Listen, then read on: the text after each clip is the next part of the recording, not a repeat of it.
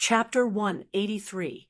Andre didn't know that the teacher he made up that didn't even exist had caused the mastermind to hesitate.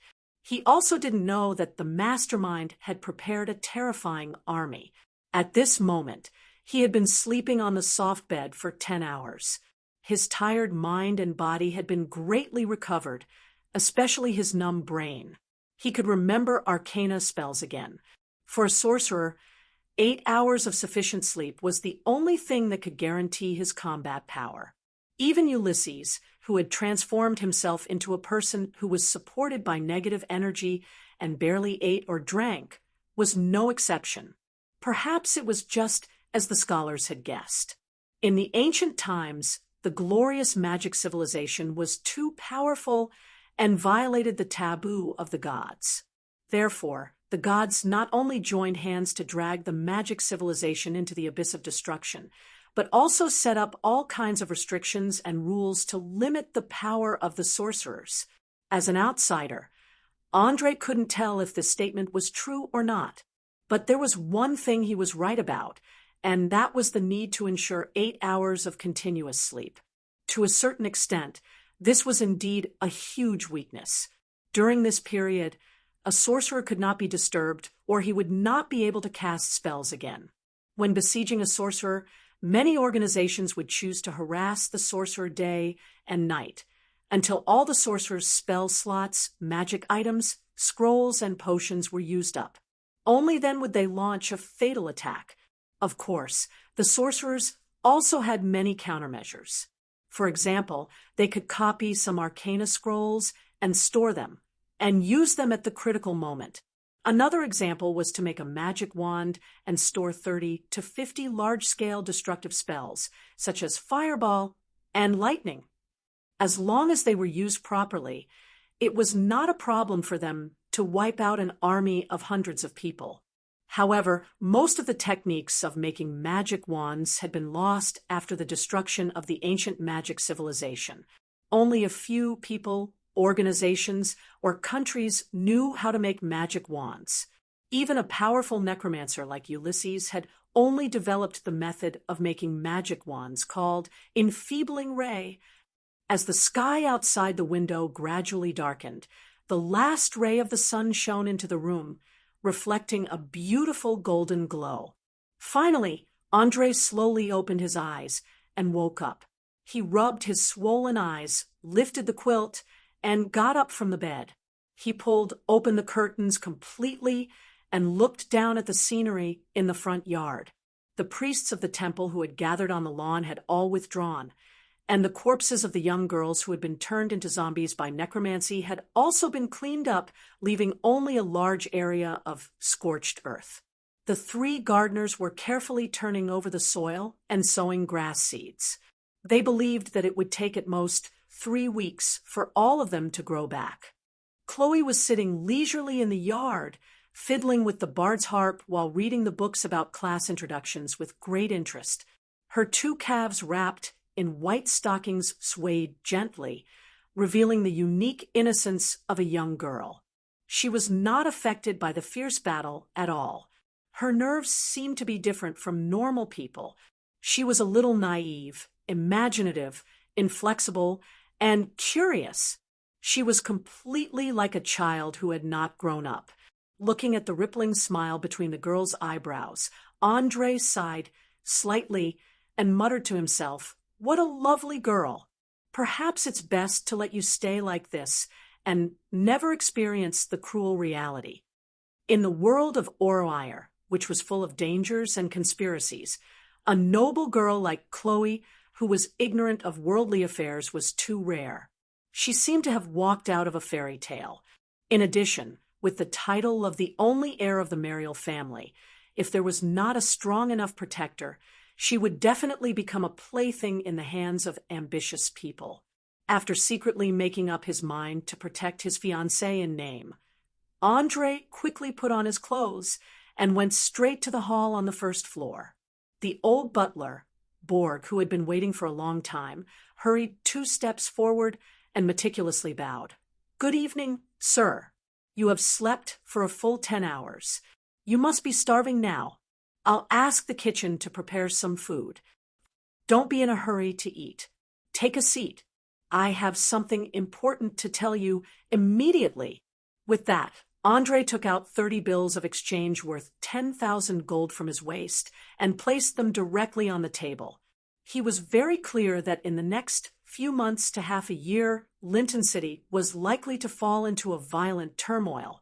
Once they lost the protection of the powerful navy, trade would quickly shrink rapidly. Following that, prices would skyrocket. More than 60% of the trading companies would face the danger of bankruptcy. Thus, it was best to exchange these bills for gold and resources as soon as possible.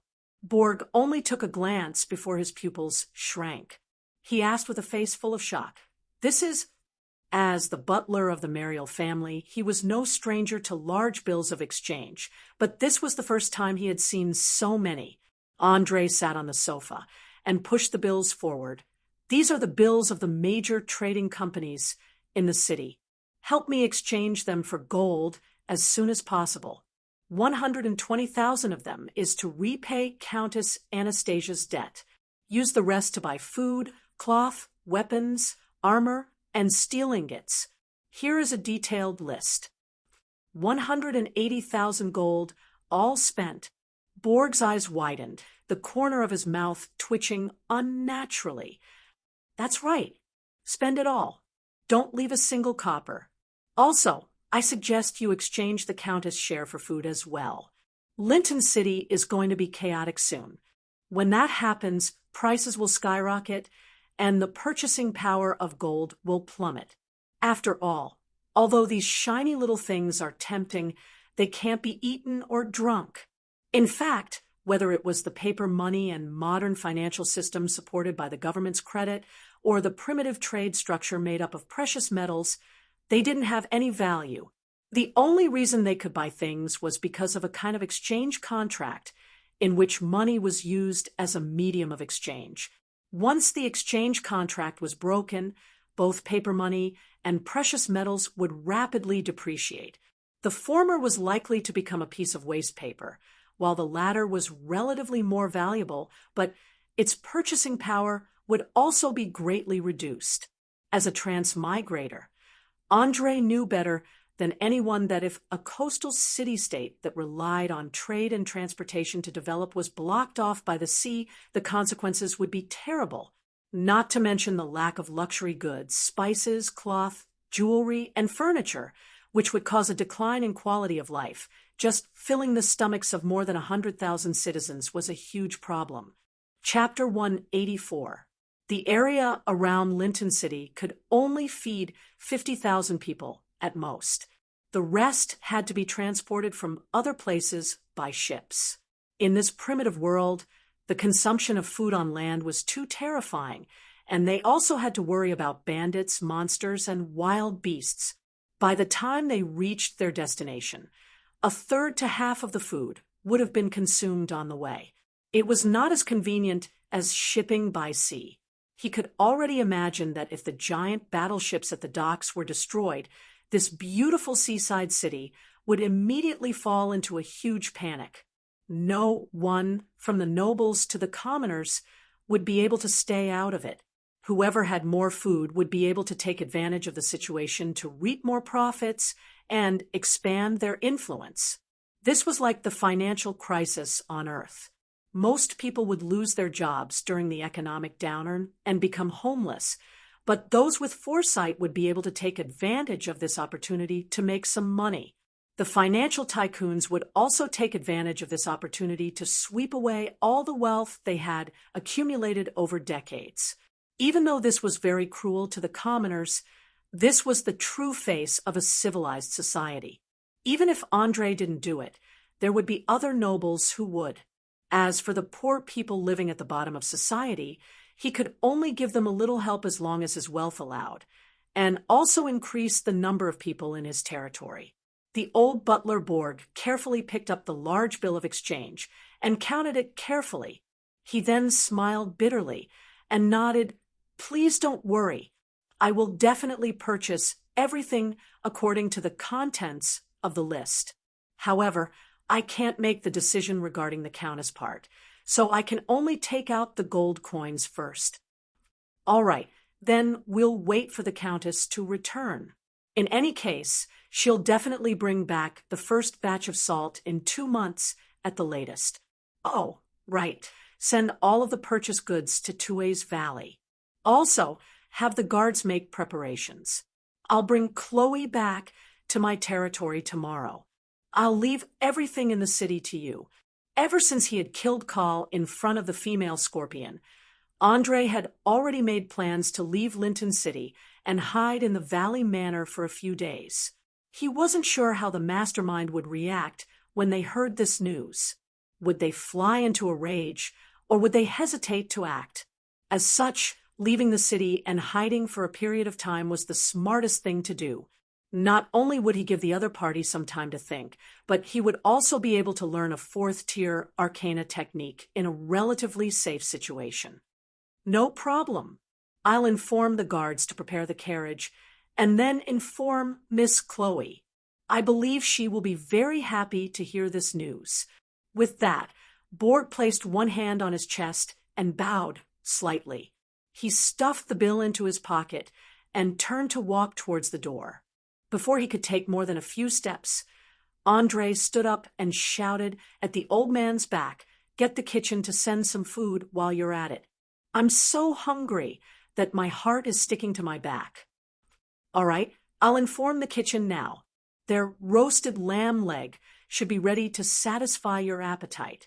Borg turned around and bowed with a smile before disappearing at the end of the corridor. What impeccable etiquette! I'm afraid it'll take at least 10 years to cultivate such an outstanding butler. Andre praised the old butler's dedication as he took out the scrolls for stone skin and Igor's black tentacles from the scroll box. He analyzed the magic structure before the food was served. He was now finally a 7th-tier mage with 2 4th-tier spell slots. As long as he could learn these 2 arcana spells, his battle prowess would increase by more than 2-fold. This was especially true for the stone skin spell. Once it was cast, he would be able to pick up a weapon and fight with his enemies. The world of arcane magic was so vast that Andre was quickly immersed in it. Time flew by, and after an unknown amount of time, a rich aroma of roasted meat suddenly assaulted his nostrils. Raising his head abruptly, he was shocked to find that the table was already filled with delicious dishes. Chloe was sitting opposite him, taking small bites of the sliced lamb. She blinked her eyes playfully, and the little foot in white stockings hidden under the tablecloth was rubbing against his calf. She was obviously teasing him. Andre smiled and shook his head. He put away the scrolls and reached a hand under the table to catch that naughty foot. He first gently stroked the smooth instep, then tickled the sole of her foot. Chloe was like a frightened little rabbit. In an instant, she hurriedly retracted her leg, and a faint blush covered her face. Obviously, to her, this kind of flirting in public was too stimulating, so she was especially shy. Cough, cough. Seeing that the two's behavior was a little overboard, the old butler hurriedly coughed twice on purpose and brought a plate full of sliced lamb leg to Andre. As he helped to tie a white napkin, he smiled and complimented, "Your persistence in magic is truly admirable. You actually didn't forget to study while waiting for your meal. No wonder you could become an official mage at such a young age." "Thank you, Borg. I was just trying to analyze the spell structure. You should know that learning magic is not that easy. Usually, it would take at least a few hours.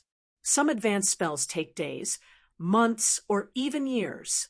As he spoke, Andre picked up a fork and stuffed a piece of tender and delicious lamb leg into his mouth. The aroma instantly stimulated his taste buds. The perfect combination of the seasoning and the taste of the lamb made him nod involuntarily. "Excellent. Both the heat and the taste are just right.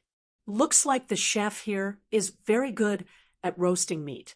The old butler poured half a cup of soup and placed it next to the plate. He smiled and teased, "I will pass on your praise to the chef. I believe he will be very proud when he hears it. Also, please don't explain those profound magic questions. I don't understand a single word. I'm quite interested in magic. Why don't you talk to me about it?" Chloe, who was sitting on the opposite side of the table, asked with sparkling eyes. She had always been interested in supernatural powers, especially the necromancy and prophecy magic mentioned in legends. She could be described as completely obsessed. However, it was a pity that even though this noble girl's learning ability was not bad, her logical thinking was clearly passable. It was impossible for her to become a true mage. Otherwise, with the wealth of the Mariel family, her dreams would have come true long ago. Andre did not want to discourage the girl, so he smiled and asked in return, "What do you want to know about arcane magic? All kinds of strange arcane spells, or knowledge about magic theory? If you're interested, I can even introduce you to some wild monsters." Chapter 185.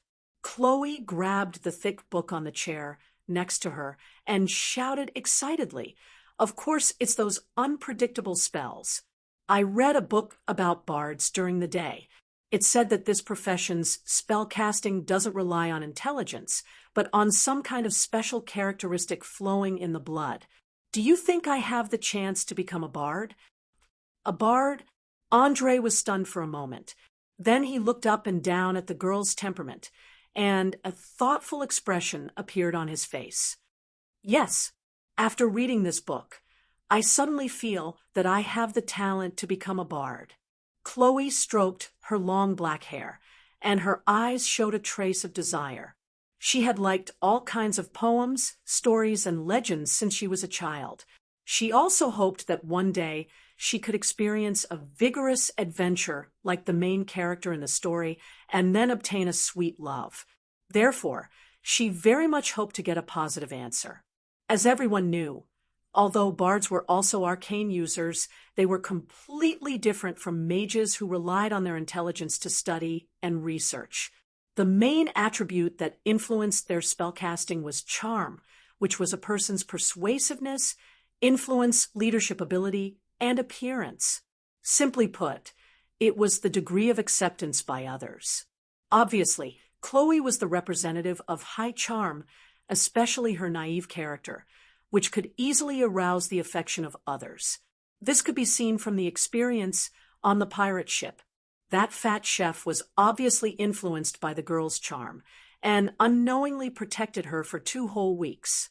According to the book, the magic of bards came from the heart, which was the so-called deepest part of the soul.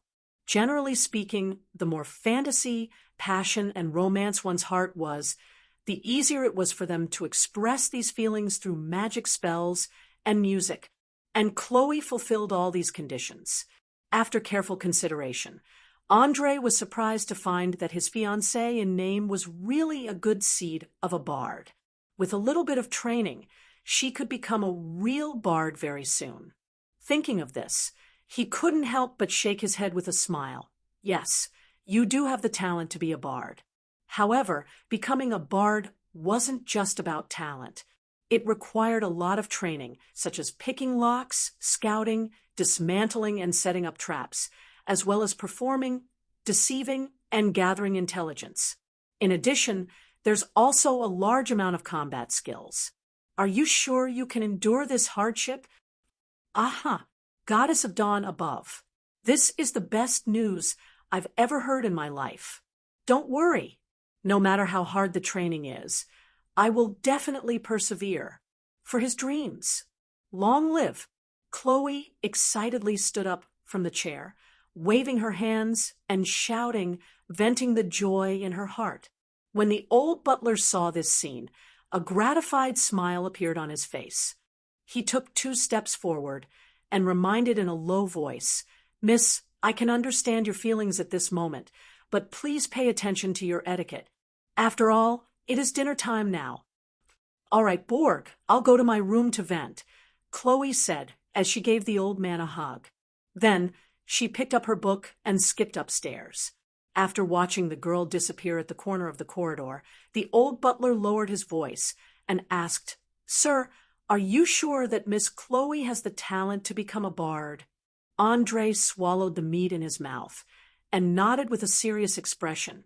"Yes, absolutely. Some of her characteristics are very outstanding. It shouldn't be difficult for her to become a bard." Hearing this answer, the old butler was obviously relieved. He put one hand on his chest and bowed deeply. "Since you said so, I can rest assured. Please make sure that Miss Chloe has the ability to protect herself. If there's anything she needs, please let me know. No matter how difficult it is, I will try my best to do it. It's very troublesome to train a bard. I can take full responsibility for spells and music, but I have to hire professionals to teach the skills and combat skills of thieves. Of course, if you can get a similar training manual, it's not a problem." Andre directly put forward a few requirements. Since most of the real bards were spies trained by the top nobles and some organizations, it was quite dangerous to directly hire a bard as a teacher. In addition, these guys often seduced women everywhere, so their reputation could be said to be extremely bad. He didn't want to invite a wolf into his house. That's very simple. There's a female professional thief among the guards. Not only is she proficient in all kinds of skills, but she's also very good at using a rapier and a dagger. At the same time, she's also good at using a light crossbow. I'm sure she can meet your requirements. I'll go inform her now. When you set off tomorrow, she'll appear in your carriage." After finishing his words, the old butler Borg bowed and hurriedly walked to the guardhouse where the guards were resting, looking at the tall and straight back of the old butler.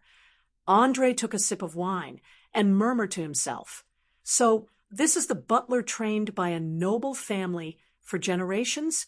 What a terrifying degree of loyalty. He's completely abandoned himself."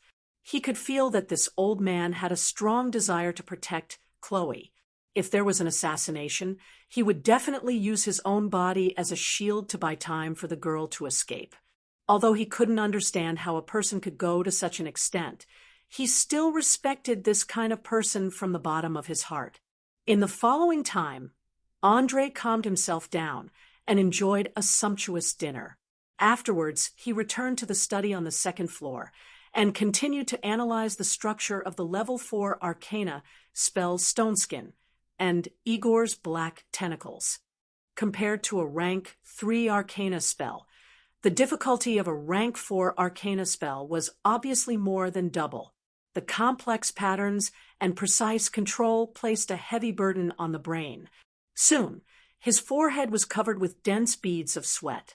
After more than 4 hours, he barely managed to copy the Stoneskin spell into the spellbook. Looking at the abstruse magic patterns on the page, a bitter smile appeared on his face. He lowered his voice and cursed, "Damn it, I finally finished one. Looks like I'll have to rest for a while before I can move on to the next one. Otherwise, who knows if my brain will suddenly explode." No wonder people say that the path of magic is like a narrow wooden bridge. The slightest carelessness will cause you to fall off the bridge. Level 4 Arcana spells are already so difficult. I really don't know how terrifying level 9 spells are. The more he studied, the more difficult Arcana spells became. If level 0 Arcana spells were like middle school mathematics and geometry, then level 4 Arcana spells were like calculus. The gap was simply unimaginable. Chapter 186. It was no wonder that the higher the level of a mage, the fewer there were. Intelligence was one aspect and knowledge was another. The reason why Andre could complete his studies so quickly was closely related to the science education he had in his previous life, especially the mathematical logic that he used to hate. Now, it was a great help to him. In fact, magic was the most sophisticated science on the Oleal continent. Not only did it contain a large amount of knowledge in mathematics, geometry, physics, and chemistry, but It also involved quantum mechanics, including time and space, as well as the soul, which humans on Earth had never touched upon.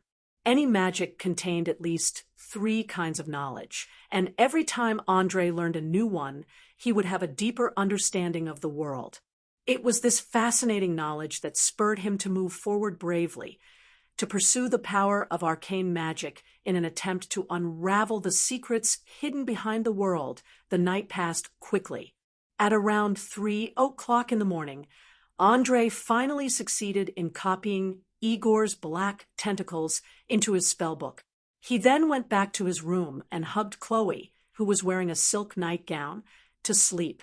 However, he did not sleep for long. Just as the sun shone its first rays, a series of hurried knocks on the door woke the young man and woman on the bed up. Bang! Bang! Bang! Miss Chloe, Mr. Andre, the carriage, guards, and breakfast are all ready. If you want to return to Tue's Valley early, you better get up now.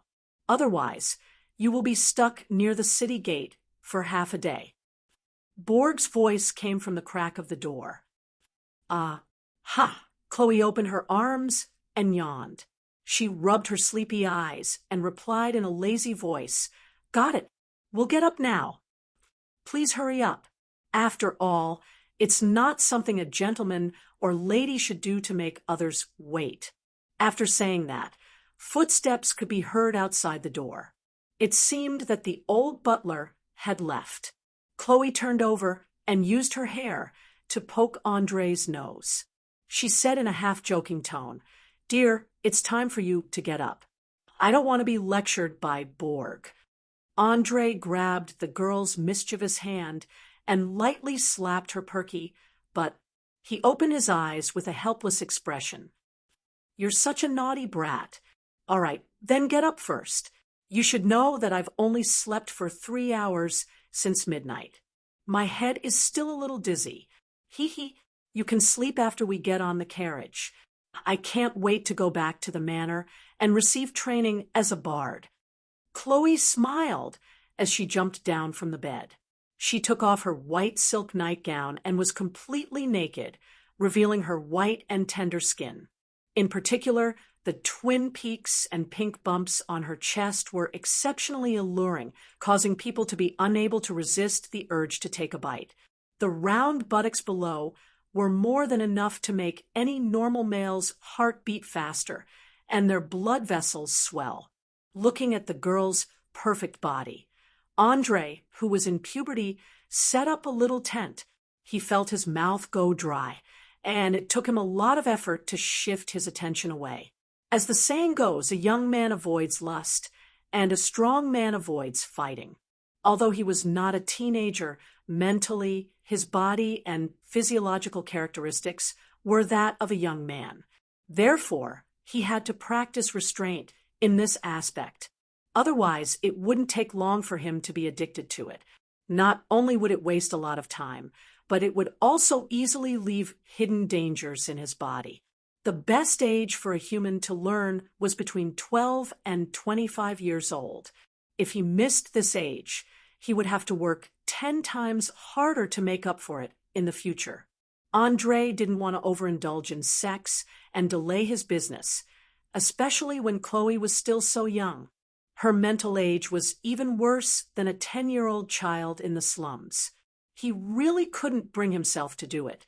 Suppressing the burning desire in his heart, he finally put on his robe and boots. Just as he was about to push the door open, he suddenly heard the girl behind him asking for help. "Dear, can you help me tie the strap of my corset?" "Of course, it's my pleasure." Andre shrugged his shoulders and turned around to Chloe's back.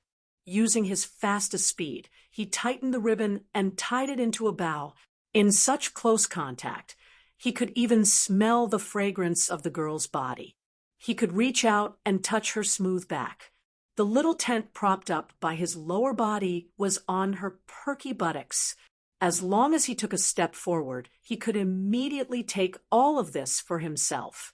But at this crucial moment, Andre's rationality prevailed over his desire.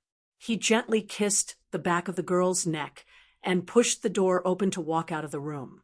Looking at the carriages that were ready to set off, he took a deep breath and calmed his restless emotions. He secretly sighed that men were indeed animals that thought with their lower bodies. He quickly washed up and began to eat breakfast. Half an hour later, 15 fully armed guards followed a luxurious carriage out of Lincoln City and drove along the main road in the direction of Tua's Valley. Not long after the city wall disappeared behind the horizon, Chloe suddenly pointed at a traveler outside the window and shouted, "Look, there's a half-orc over there." Andre, who was catching up on his sleep, quickly opened his eyes and asked, "Oh, where is it?" He was very interested in this special species that was a cross between humans and orcs. After all, half-orcs were rare in the civilized world. No matter where they went, they would be discriminated against to a certain extent. Moreover, the violent genes that flowed in their veins made these fellows dangerous. One simply did not know when they would remain silent and when they would suddenly explode. But one thing was certain, and that was that any half-orc that dared to enter the city was basically a skilled warrior. As long as they were given a commission and appropriate respect, they would immediately gain a powerful fighter. "It's that guy in black armor by the side of the road. Coachman, stop the carriage." Chloe's eyes lit up as she answered. Although Lincoln City was a city with an extremely developed maritime trade, and elves, dwarves, halflings, and many other intelligent races were often seen, half-orcs were very rare. That was why she was especially excited. Following the direction pointed out by the girl, Andre quickly saw a man in black armor and carrying a two-handed giant axe on his back. He was walking alone on the road towards the forest. The armor on his body was densely covered with cuts left by swords and knives. There were at least 3 terrifying scars on his face. The muscles all over his body were bulging, and his steps were strong and powerful. His skin was a silver gray and had a strange metallic luster to it. His 2 eyes were like bright lights in the darkness, bright and full of expression. Chapter 187. With just one look, Andre knew that this was at least a powerful warrior above level 12. His muscles and skin had been trained to be as hard as stone. A normal longsword would only be able to pierce through about 2 centimeters. Those who were not strong enough might even be repelled by the tough skin. A true killing machine in human form, he believed that once this half-orc went berserk, he would definitely be able to wipe out a small team of 100. He was definitely a true meat grinder on the battlefield. Although high-ranked warriors did not have the terrifying means of attack that mages had, they were definitely not weak. Their immense strength, vigorous vitality, and rich battle experience made them easy to deal with. What was even more frightening was that when they tempered their bodies, they would automatically absorb the magical energy that existed in every corner of their bodies, thus giving them different degrees of resistance to magic. Perhaps spells that could kill a normal person in one hit would be like scratching an itch for them. Coupled with their strong willpower, many control, and charm spells would not be effective. Andre was very puzzled. Why would such a powerful warrior appear in the vicinity of Lincoln City? Just as he was racking his brains, the overly excited Crowley opened the car window and waved his hand. "Hey, Mr. Half-Orc, excuse me, where are you going? If it's on the way, why don't you come to the carriage? We can give you a ride." "Little girl, are you calling me?" The strong half-orc warrior stopped and pointed at himself. Chloe smiled and nodded. "Of course. This is the first time I've seen an half-orc in my life. If you don't mind, come in and sit. It would be even better if you could tell me a few stories on the way." "Ha ha ha ha. All right, I accept your invitation. You're the friendliest human I've met along the way." The half-orc warrior laughed heartily as he came to the front of the carriage, extending his hairy hand. "It's nice to meet you. I'm Cass, and I'm planning to go to the border forest to carry out a mission." "Aha! We're going to the Tours Valley, so it's on the way." By the way, my name is Chloe, and this is my fiancé. You can call him Andre." The young girl shook hands with the half-orc without any hesitation and warmly invited him into the carriage. Andre, who was sitting to the side, noticed that the guy's expression changed when he heard his name, especially his eyes, which flashed with a trace of surprise. Obviously, the other party had heard of his name. However, he didn't point it out. He maintained his smile and nodded politely.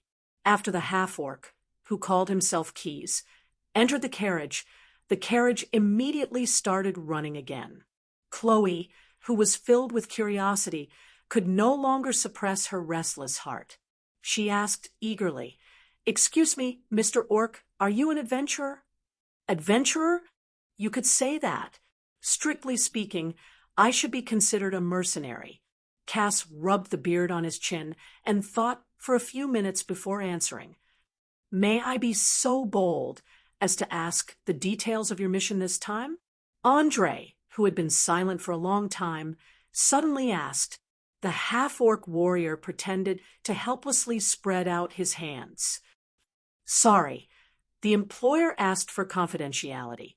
This is related to the issue of credibility, so I can't answer." Andre pretended to smile apologetically and bowed.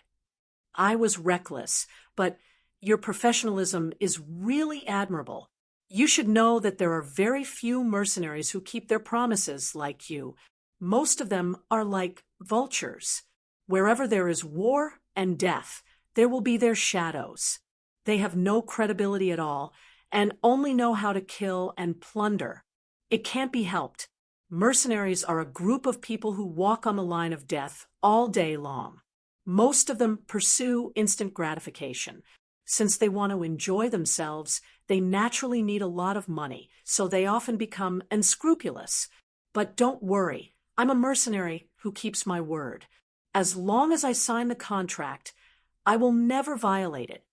Cass' words had to be said that the mentality and the current situation of the mercenaries in Orire was clear. Except for a few groups who were willing to follow the rules, most of them were a group of bastards who would not shrink from any crime. They had done a lot of things like burning villages and massacring cities. As long as they could afford to pay, even if they changed sides at the last minute, it didn't matter. In essence, they were no different from bandits. They just put on a legal appearance at certain times. Many mercenary groups were hired by the country and nobles when there was a war. They received a high commission while wreaking havoc on the enemy's land, fully showing the ugliest side of human nature.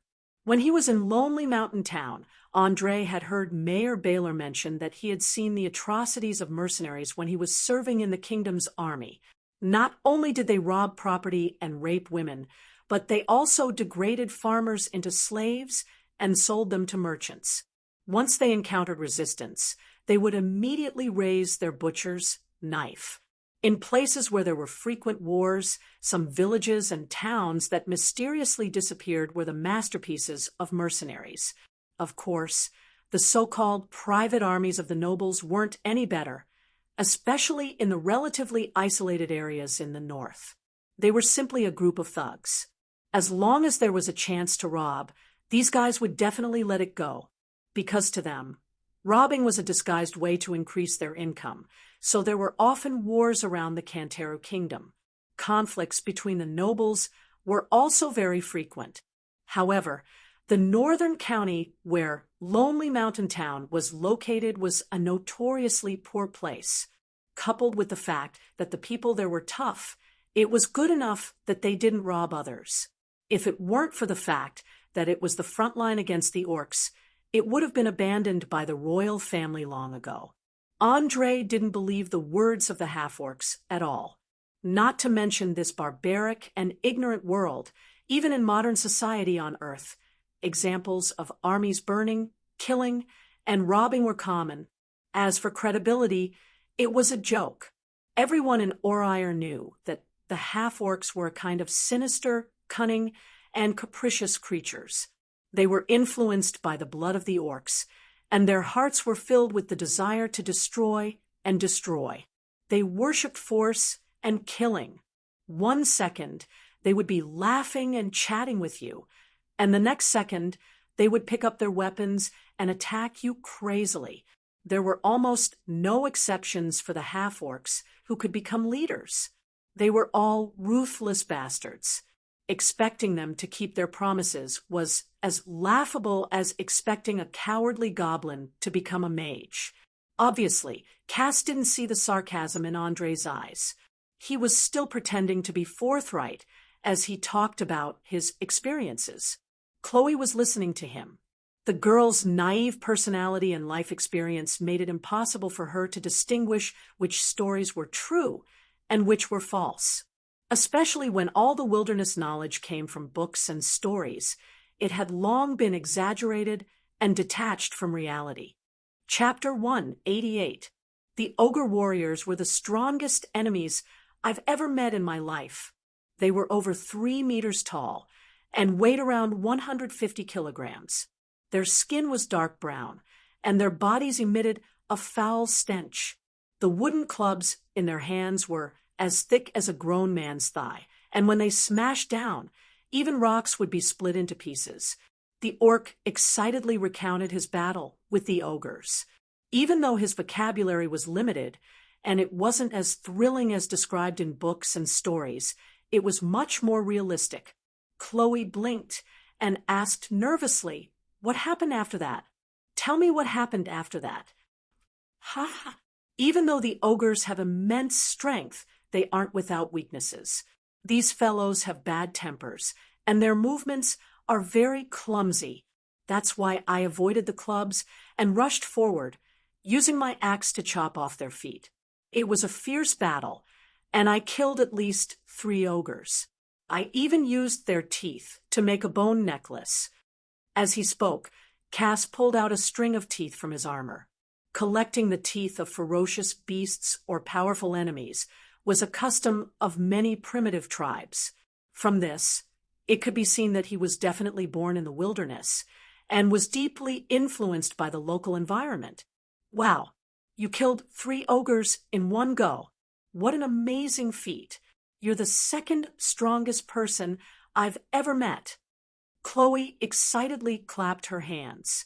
Second, the orc warrior was momentarily stunned and hurriedly asked, "My goodness, could there be someone crazier in Linton City?" Seeing the unconcealable shock in his eyes, Chloe's face revealed a trace of pride. She turned her head and kissed Andre's cheek deeply. "This person is naturally my fiancé. I saw with my own eyes that he killed more than 60 pirates alone, and even defeated a powerful demon in the end." Cass drew in a breath of cold air and asked with a slightly trembling voice, "Mr. Wizard, is this true? You really killed more than 60 pirates alone, and even defeated a demon?" Andre nodded with a playful smile. "I used a little trick. When those fellows were killed, they didn't have any power to resist." Although the half-orc warrior's acting was very real, and even his eyes and other details were exactly the same, Roland still noticed the traces of acting from his nostrils, blood flow rate, and skin condition. He even felt that the reason why the other party's appearance was so coincidental was very likely to be specially arranged, and there was an ulterior motive behind it. From the very beginning, Andre had a strong sense of vigilance against the half-orc warriors. His hands, hidden under the loose robe, had been secretly preparing a spell. As long as there was a slight movement, he would immediately shoot out a bolt of lightning, causing great damage. Strategy? Are you referring to some powerful spells? Cass pretended to be curious and asked, although the mastermind behind the scenes had already sent him the recent events in Linton City through the intelligence network, he was still very interested in the battle process. After all, as a collaborator, he knew very well how elite the subordinates sent by the pirate king of the Sardinia Islands were. Even if he were to fight them head-on, he would definitely die of exhaustion, let alone a young mage who was only half his level. The fox's tail was finally revealed. Andre discovered the other party's probing in an instant. The corners of his mouth curled up slightly, and a meaningful smile appeared on his face. Arcane spells are only a part of it. Most of it is used here. He tapped his forehead with a finger. I don't like to directly clash with the enemy.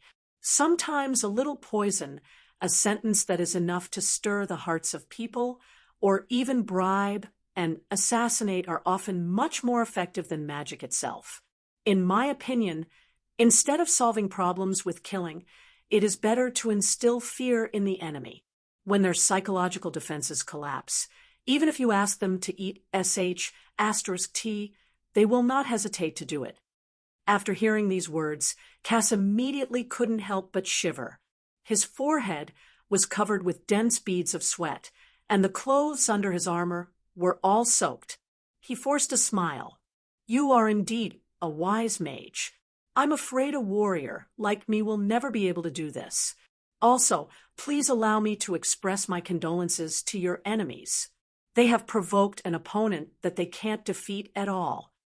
Hee, you don't have to be so nervous. We are not enemies, are we? Andre stared at Cass with his two deep blue eyes. Of course, Mr. Mage. We are not enemies. Not in the past, not now, and not in the future. I don't want to be enemies with someone as scary as you. Cass stood up from the chair and bowed deeply.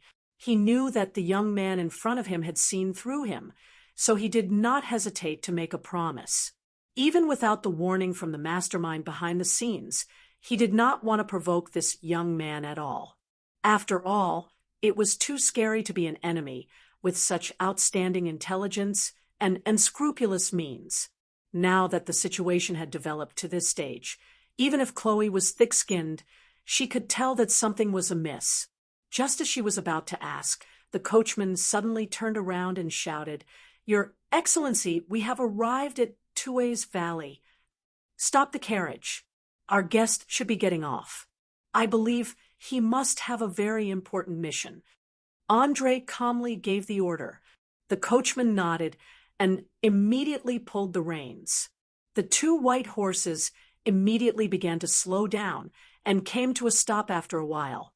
Cass did not say anything and directly opened the door and jumped to the ground. He bowed slightly to the two people in the carriage. "It's nice to meet you, young Mr. Mage.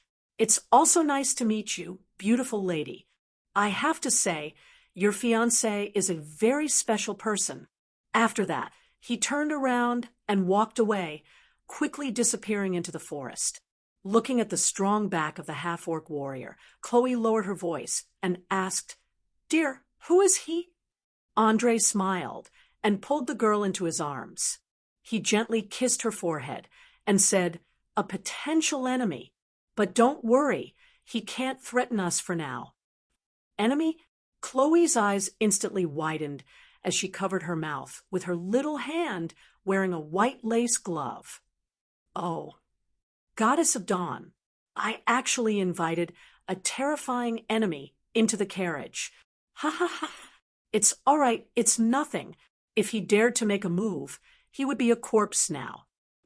Andre caressed the girl's cheek and laughed as he comforted her.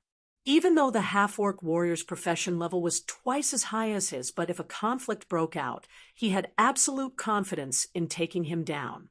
Even though the half-orc warrior's profession level was twice as high as his, but if a conflict broke out, he had absolute confidence in taking him down. Chapter 189.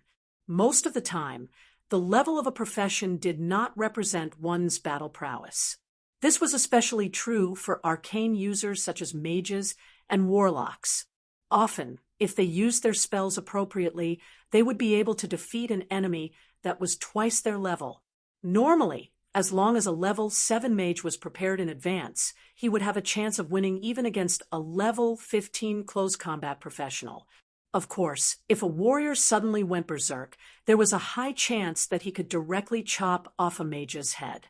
In this world full of slaughter, there was not much difference between the hunter and the hunted. Battle prowess was a very abstract concept. After all, many powerful professionals did not die in a fierce battle. Often, a cup of poisoned wine, a poisoned arrow, or a precise sneak attack would be enough to take their lives. After sending off the orc warrior, Andre and Chloe returned to the carriage.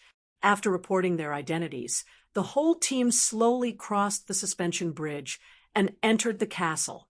After about 3 hours of travel, they finally arrived at their destination.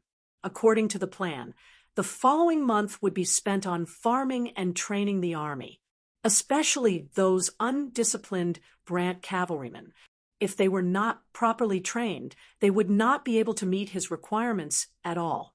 In his spare time, he would be teaching Beverly and Chloe, striving to let these two Lolas have a certain level of self-protection as soon as possible. Otherwise, if Linton City were to fall into chaos, it would be difficult for him to take care of everything.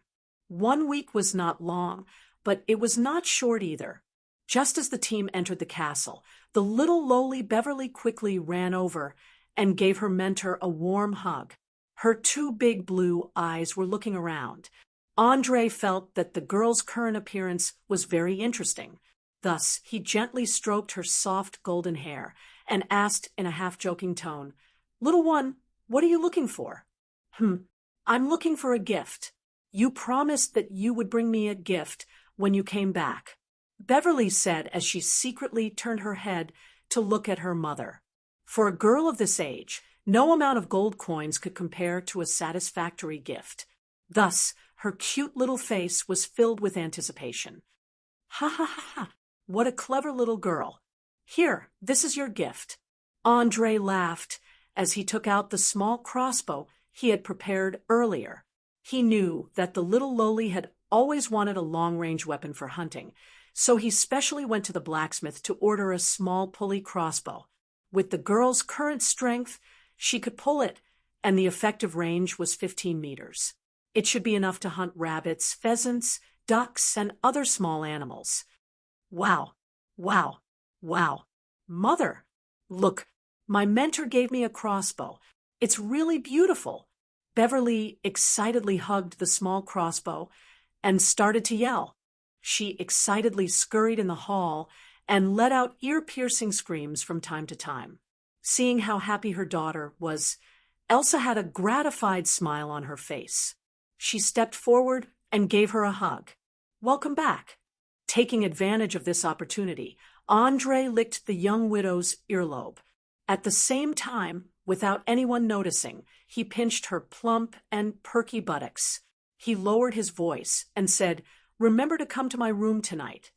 Elsa, who had been ambushed, instantly turned a little red. She resisted the desire that surged from the bottom of her heart, bit her lower lip, and nodded lightly. At this moment, she felt like a tide was flooding her lower body. She didn't dare to open her mouth or make any sound, because these actions could eventually evolve into moans of ecstasy. Chloe didn't notice this little movement. She took the young widow's hand and asked softly with a face full of concern, "Elsa, how have you been these days?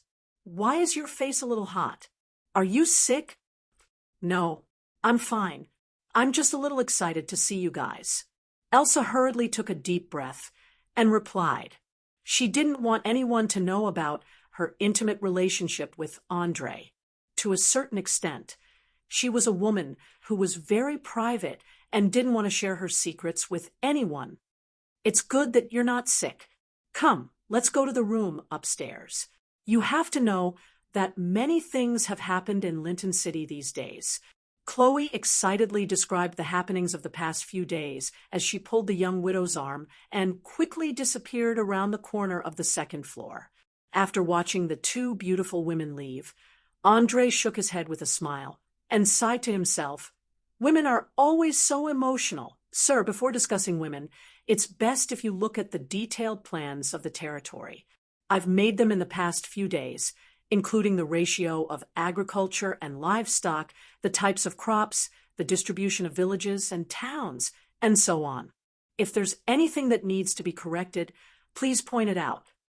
Abner, who had been appointed as the chief steward, took 2 steps forward and handed over 20 parchment scrolls that were more than a meter long with both hands. After more than a week of adjustment, he'd finally gotten rid of his wolfish appearance. His short brown hair was neatly combed, and he wore a fitting black overcoat with dark blue trousers and a pair of brown pointed leather shoes on his feet. It was the standard look of a steward. Andre took the parchment and quickly flipped through the contents. His speed was so fast that everyone around him was dumbfounded. After all, the books and knowledge of Orir were very precious. Even the most boring narrative novel rarely exceeded 200,000 words, which was why people's reading standards were very low. A story of 100,000 words would take 3 days to a week or so to read. However, thanks to the terrifying amount of reading he'd done in his previous life and his 19 points of intelligence, he easily had a photographic memory. In just a few minutes, he'd finished reading all of the contents. Abner subconsciously swallowed his saliva and asked carefully, My lord, you finished reading?" Andre nodded without hesitation. "Of course, you've done well.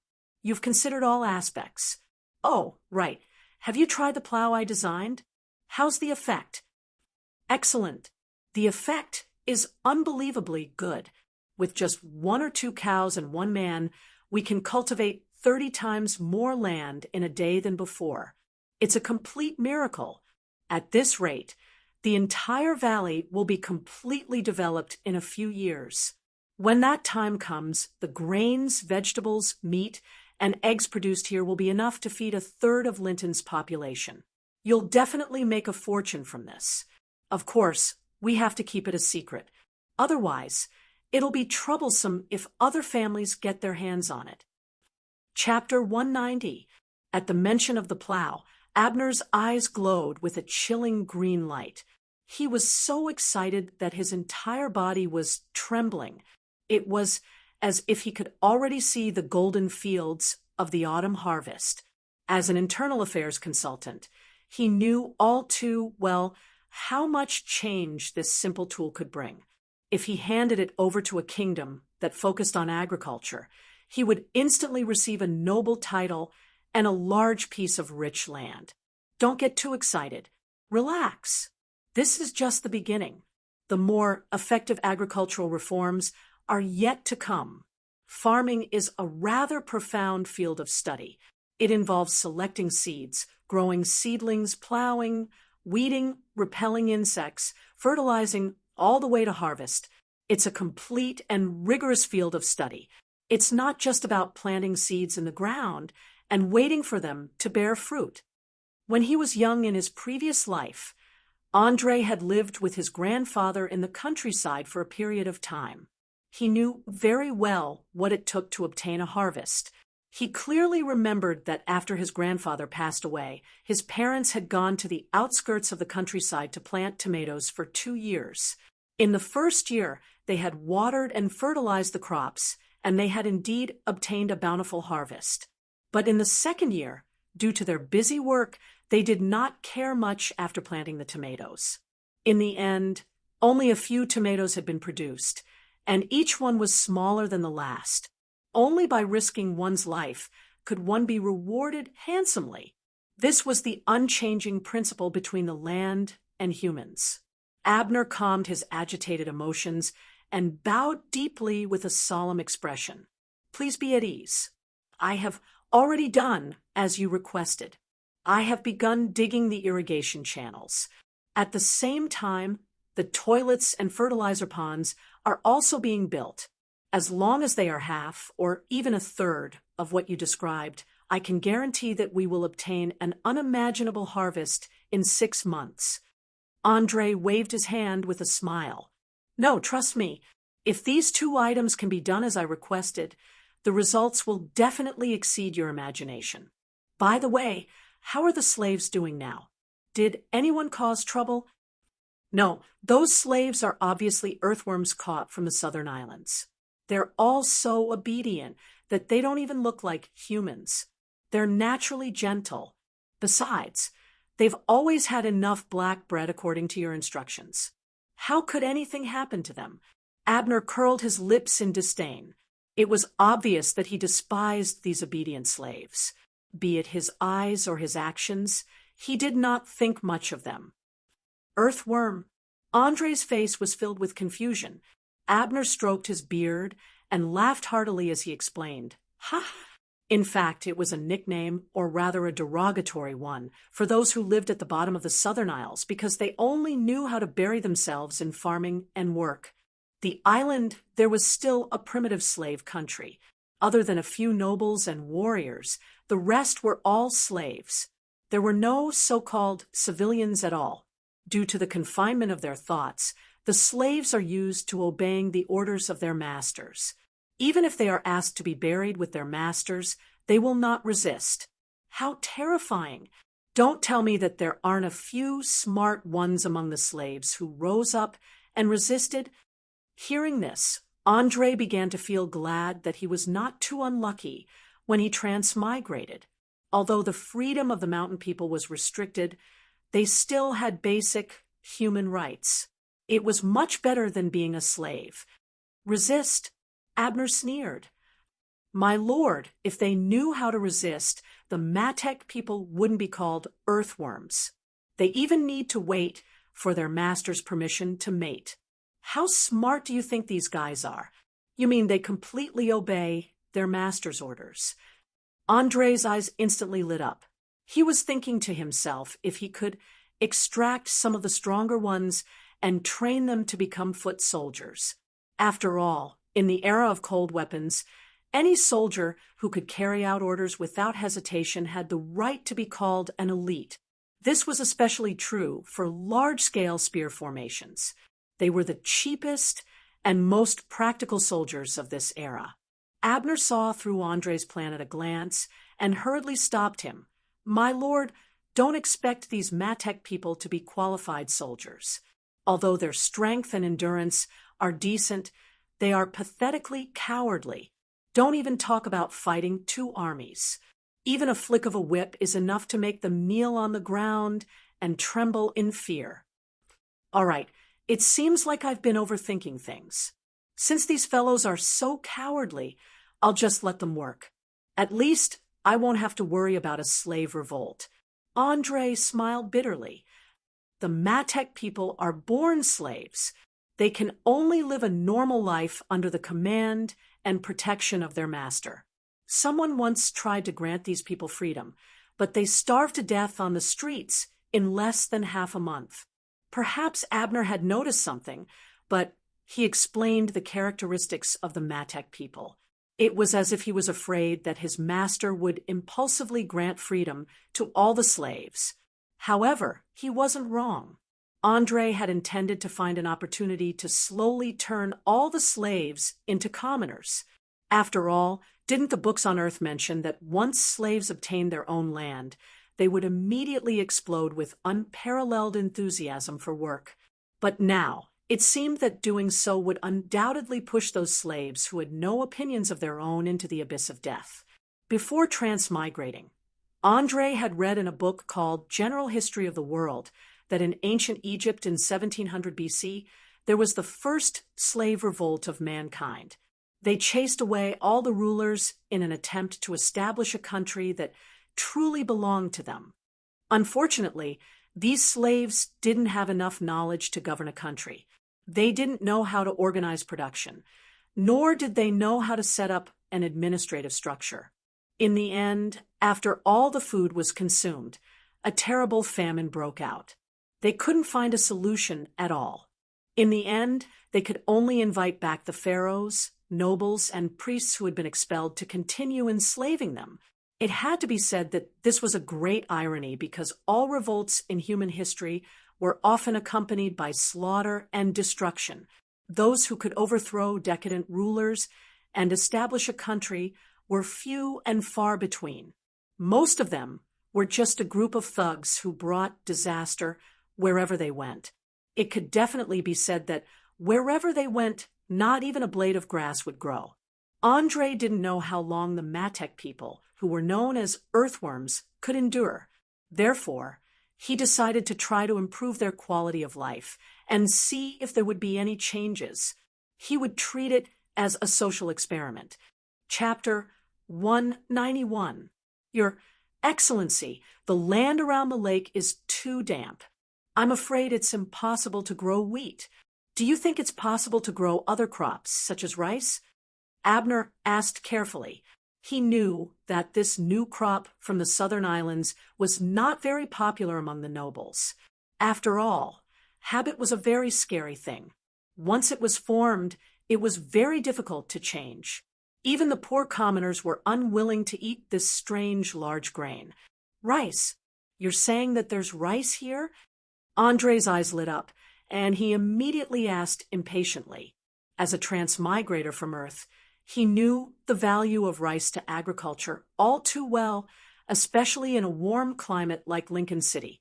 As long as it was close to a river or lake, it would not be a problem for it to ripen 3 times a year. Abner shrugged and replied, "Yes, I checked a few days ago. There are many rice seeds stored in the warehouse road. The city hall should have tried to promote it here, but it obviously failed." Failed? Why? Andre could not understand why such a high-yield crop was not accepted by the farmers. After all, there were many poor people in the city who did not have enough to eat. Could it be that eating habits were more important than starving?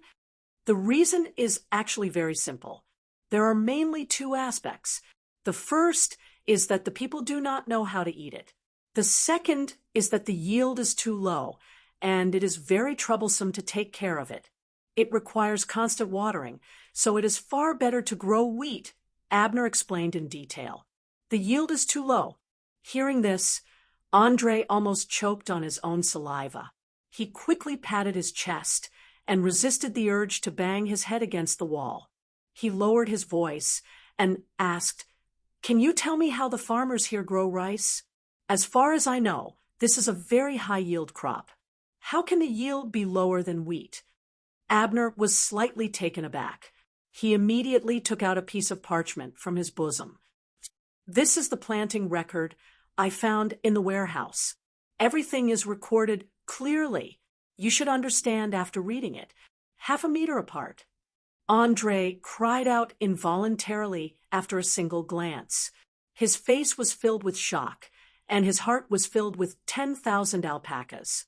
One had to know that the most fundamental difference between rice and wheat was pollination. Wheat was automatically pollinated, while rice was pollinated by poplar flowers. The former didn't need to do anything and could naturally produce grains.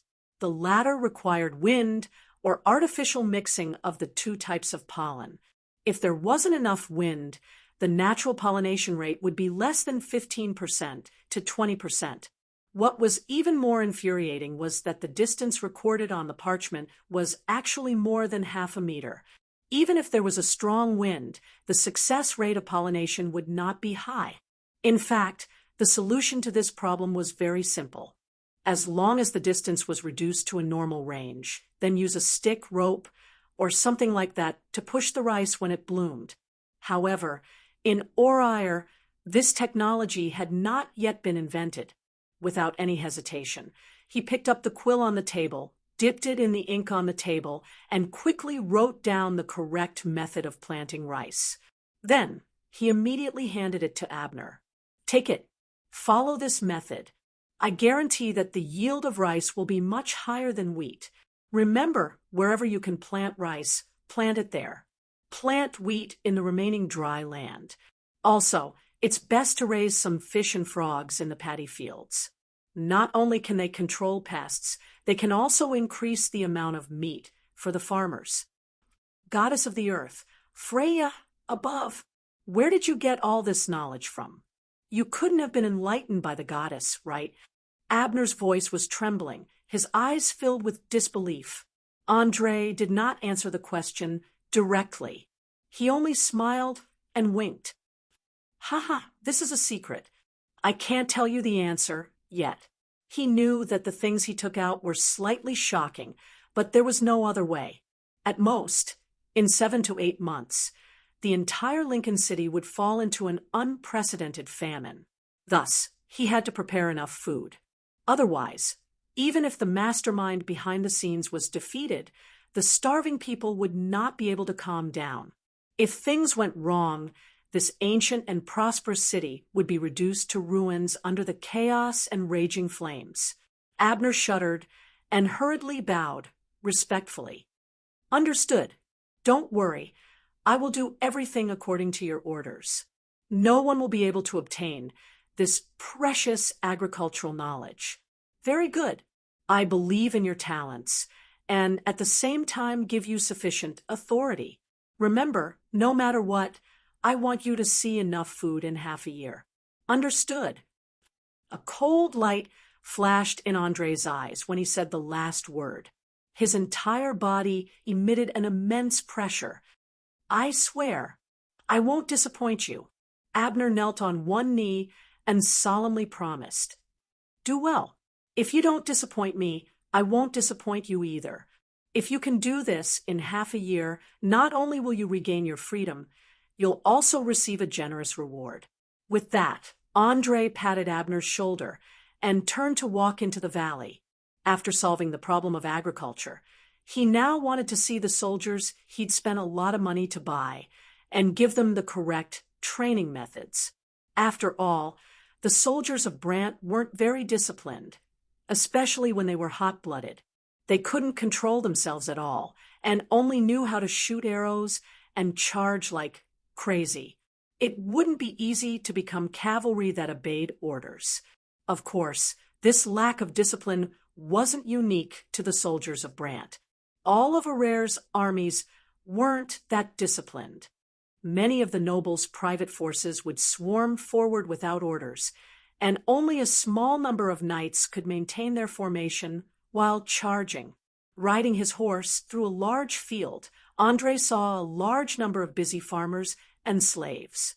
Some of them were reclaiming wasteland, some were building wooden houses, and some were learning how to use the plow. In many places, they had dug a half-meter-wide canal. It was a busy scene. Some of the farmlands had sprouted tender shoots. It should be the winter wheat planted by the farmers. According to his speculations, Lincoln City should be in a subtropical region. Even in winter, the temperature was between 5 to 15 degrees. There was also plenty of sunlight, so the wheat was already quite tall at this time. It would probably ripen in May or June and could be harvested about twice a year. It was because of this that the farmers here could still fill their stomachs, unlike Lonely Hill Town. If they didn't hunt, the uneven rye in the terraced fields would starve at least half of the people here. Chapter 192, The harsh environment and hunting instincts had forged the fearless character of the Highlanders in the north. They dared to fight any beast or enemy. Even when faced with an army of tens of thousands of orcs, they could still straighten their backs and fight with all their might to protect their homeland. As for the farmers in the south, they had long degenerated into labors with the agricultural civilization. Even a small group of gnomes could cause them to panic. At best, they could only chase away a small number of gnomes and kobolds. The so-called militia had performed poorly when the barbarians attacked not long ago. To be more precise, they were defeated at the first touch. They had no fighting ability at all. Andre did not dare to count on these fork-wielding farmers to step forward at the critical moment. That was why the training of his private army could not be delayed. He needed an elite cavalry that was proficient in scouting, harassing, charging, intercepting, and hunting. Even though he could only maintain about 350 men with his current financial resources, they could definitely be used as a force of 2,000 infantrymen as long as they were used properly. Galloping along the dug canal, they soon saw a large lake in the center of the valley basin. On the other side of the lake was a temporary military camp. Large herds of cows, sheep, and horses were leisurely grazing on grass. Hundreds of cavalrymen were holding wooden spears in their hands as they practiced charging in the enclosed area.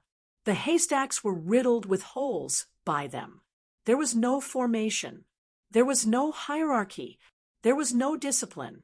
They were just like a disorderly mob without any command. These soldiers from the kingdom of Brant had no strategy at all. They relied solely on their excellent horsemanship to fight for themselves. It looked like they were in a group hunt. All right, at least their individual fighting ability is still considered outstanding, isn't it?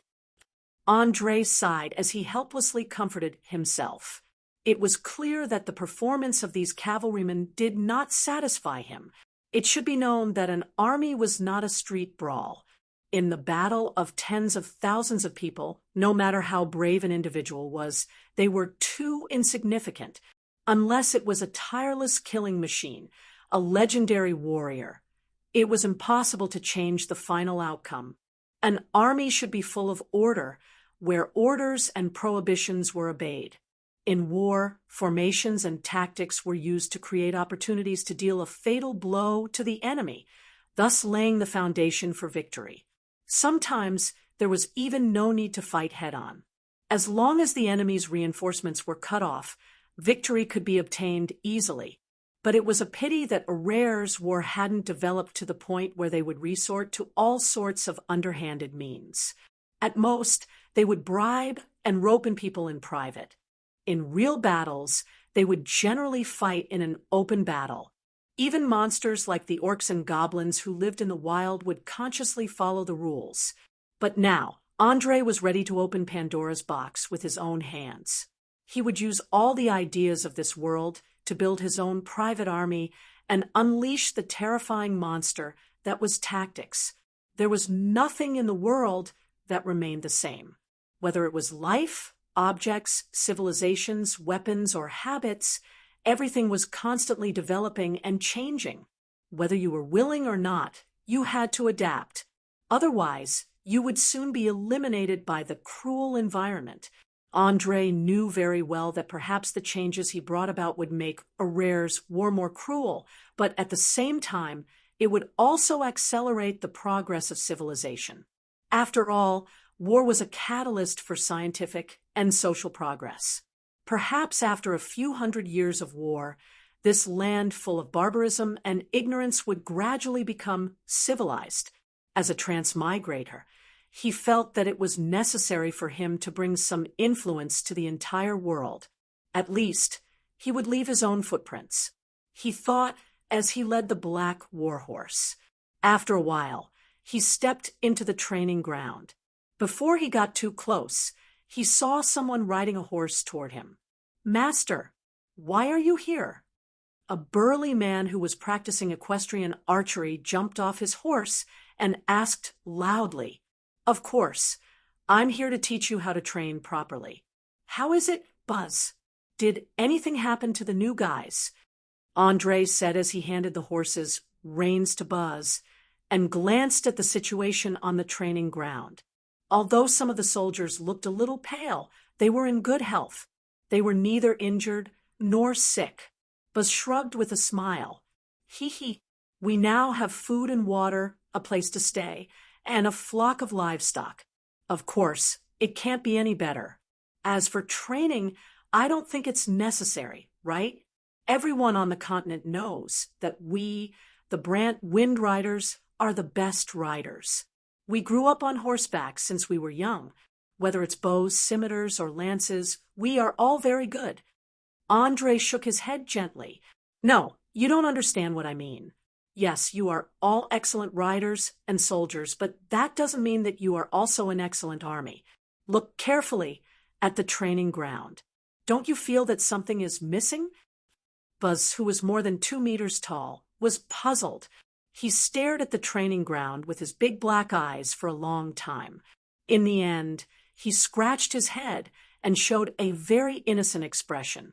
"I'm sorry, Master. I don't see what's missing.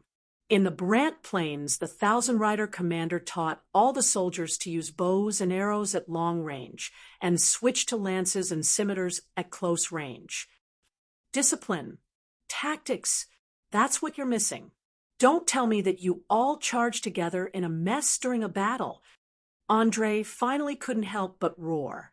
He then rubbed his forehead in pain. He suddenly felt like he was playing the lute to a cow. Perhaps this strong man in front of him, who was not even 30 years old, had transferred all the nutrients that his brain needed to his muscles. Therefore, when it came to a more profound question, this guy was like an idiot.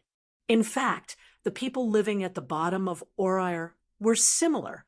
It was very likely that they had never seen a word in their entire life. They could only speak and listen to the common language. They couldn't read or write at all. Many farmers couldn't even calculate slightly more complicated accounts. Some were so stupid that they couldn't even count from 1 to 100. Therefore, it was very difficult and painful to communicate with them. When he was in Lonely Mountain Town, Andre had encountered a similar problem. He originally thought that the more developed Lincoln City in the south would be better, but who would have thought that the overall quality of the residents in the city would be better? However, after coming to Turith Valley and interacting with the farmers, he instantly realized that there was a saying in his previous life that was true. Poverty seriously affected intelligence. Chapter 193. Just think about it. If a child grew up in a poor family, did not get enough nutrition, did not receive any education, and worked hard to make a living every day, even if he was Einstein, Tesla, or Newton, he would gradually become mediocre or even stupid. There was a saying that the environment determined one's character, and character determined one's fate. As for education, that was the only way to change one's fate. Perhaps a child living in a city could become smarter under the influence of the environment, but a child living in a village would never have such an opportunity. All they could do was work day and night so that they could fill their stomachs and pay the high taxes at the same time. Obviously, the grassland kingdom of Brant was an extremely backward place. There were only 3 to 5 cities in the entire kingdom, and most of the people still maintained a primitive nomadic lifestyle. That was why most of the soldiers who came from there were simple-minded and well-built. Buzz was a representative of this. Although he was temporarily appointed as the commander of this cavalry unit due to his outstanding performance in the battle against the barbarians, Andre would not hesitate to discard him if he could not adapt to the new tactics in the future training. Discipline and tactics. Buzz repeated these 2 words blankly. It seemed like he had never heard of them before. Andre sighed helplessly and explained, "I'm not rushing you. Discipline determines the combat power of an army, and tactics determine how to achieve the greatest results with the least cost. Let me give you a simple example. What do you usually do when you encounter the orcs on the grassland?" Buzz stroked the beard on his chin and pondered for a moment. He immediately replied, "First, we shoot with bows and arrows. When the orcs get close, we switch to melee weapons and charge." "Oh, my goodness.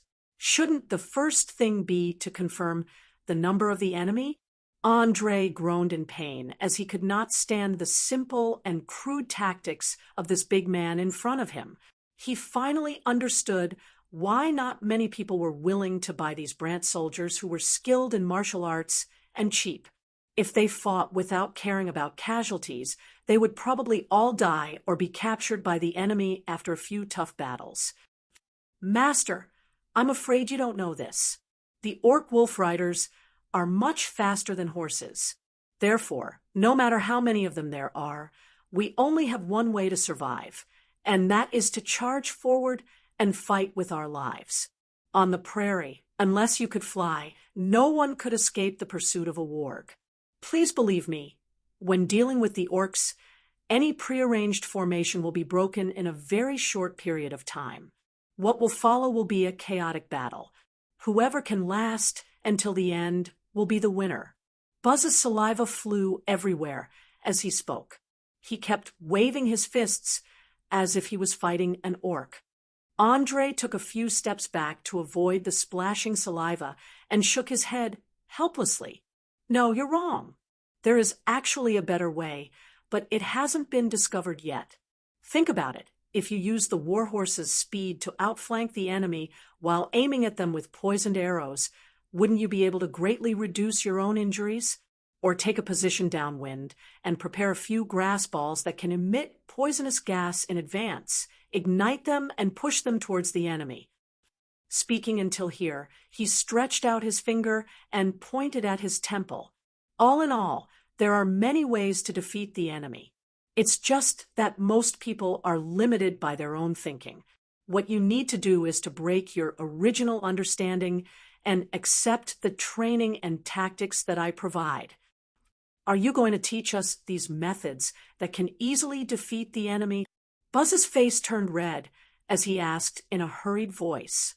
As an officer who had once been a commander of 100 cavalry, he knew better than any of his compatriots what these things meant. He also knew how powerful they would be once they were trained. Thus, he became abnormally excited. His strong arms were even trembling slightly. Of course, I'm going to bring about a revolution in the military. I'm going to train you into the most elite cavalry in the entire Orire.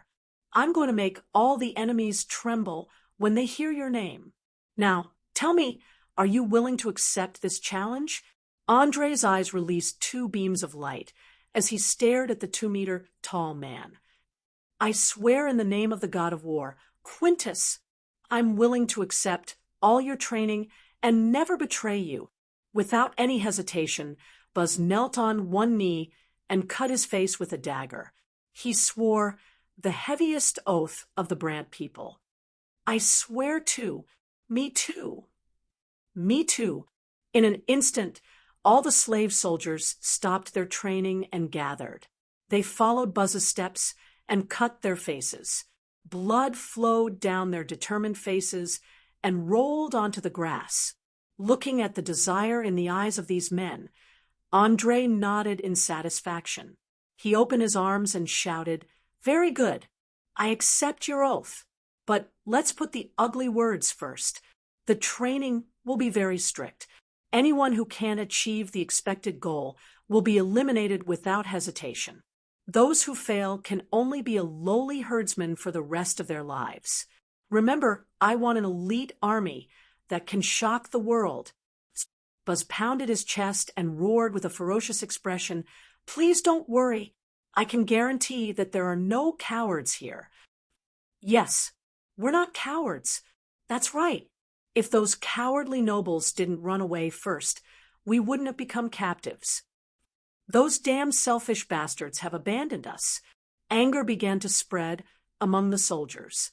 Some of them had bloodshot eyes and were pounding the ground with their fists to vent the humiliation in their hearts. I believe what you said, and I also believe that you can become a true elite cavalry. Now, stop feeling sorry for yourself. Cursing the enemy with words is something only weaklings do. All of you stand up. After saying that, Andre waved his whip and cracked it in the air until everyone stood up. After sweeping his gaze across everyone's eyes, the corners of his mouth curled up slightly and revealed a strange smile. Not bad. It seems like you've started to learn how to obey orders. From now on, each of you will have to temporarily abandon your name and dignity and become a soldier who only knows how to obey orders. In the next few months, I will teach you what discipline is, what tactics are, and what tactics to use when facing the enemy. If anyone wants to quit, say so immediately, because once you join, there is no third way to leave other than elimination and death. I can tell you very seriously that this will be a journey to hell. Chapter 194. Training an army was never an easy task, especially in the era of cold weapons. Even Andre, a transmigrator, couldn't tell which type of private army was most suitable for him. However, he knew that no matter if it was an ancient army or a modern one, they couldn't do without strict discipline. Since ancient times, strict adherence to orders was the highest pursuit that all commanders and generals had for their armies. The more disciplined an army was the stronger its combat power would be, even if it was a group of new recruits who had never seen blood. As long as they were able to carry out orders meticulously, then after one or two battles, they would immediately become true elites. There was a saying that went, "When two enemies meet on a narrow path, the brave will win." When two armies fought on the battlefield, the one who could suppress the fear of death to the greatest extent would win the final victory. And discipline was the most crucial point. The quality of the Brant cavalry wasn't bad. Their average height was more than 7 meters, and there were quite a few who were more than 2 meters. Each of them had a strong physique, were skilled in archery and horse riding, and were good at using all kinds of weapons. Although they couldn't compare to a true rank 1 warrior, they were definitely better than the ordinary soldiers of Lincoln City. To a certain extent, their combat skills didn't need any more training. What they needed now was to strengthen their discipline and instill new tactical ideas. They could fully utilize the mobility of the cavalry and give the enemy a big surprise when the time came. The training was cruel. To be exact, it was inhumane. Andre abandoned the meaningless military posture, walking and turning in the modern army. He directly used endless running, cross-country, sit-ups, weightlifting, and so on to train everyone's muscles and endurance. After all, he wanted to train the cavalry, so there was no need to demand a neat formation.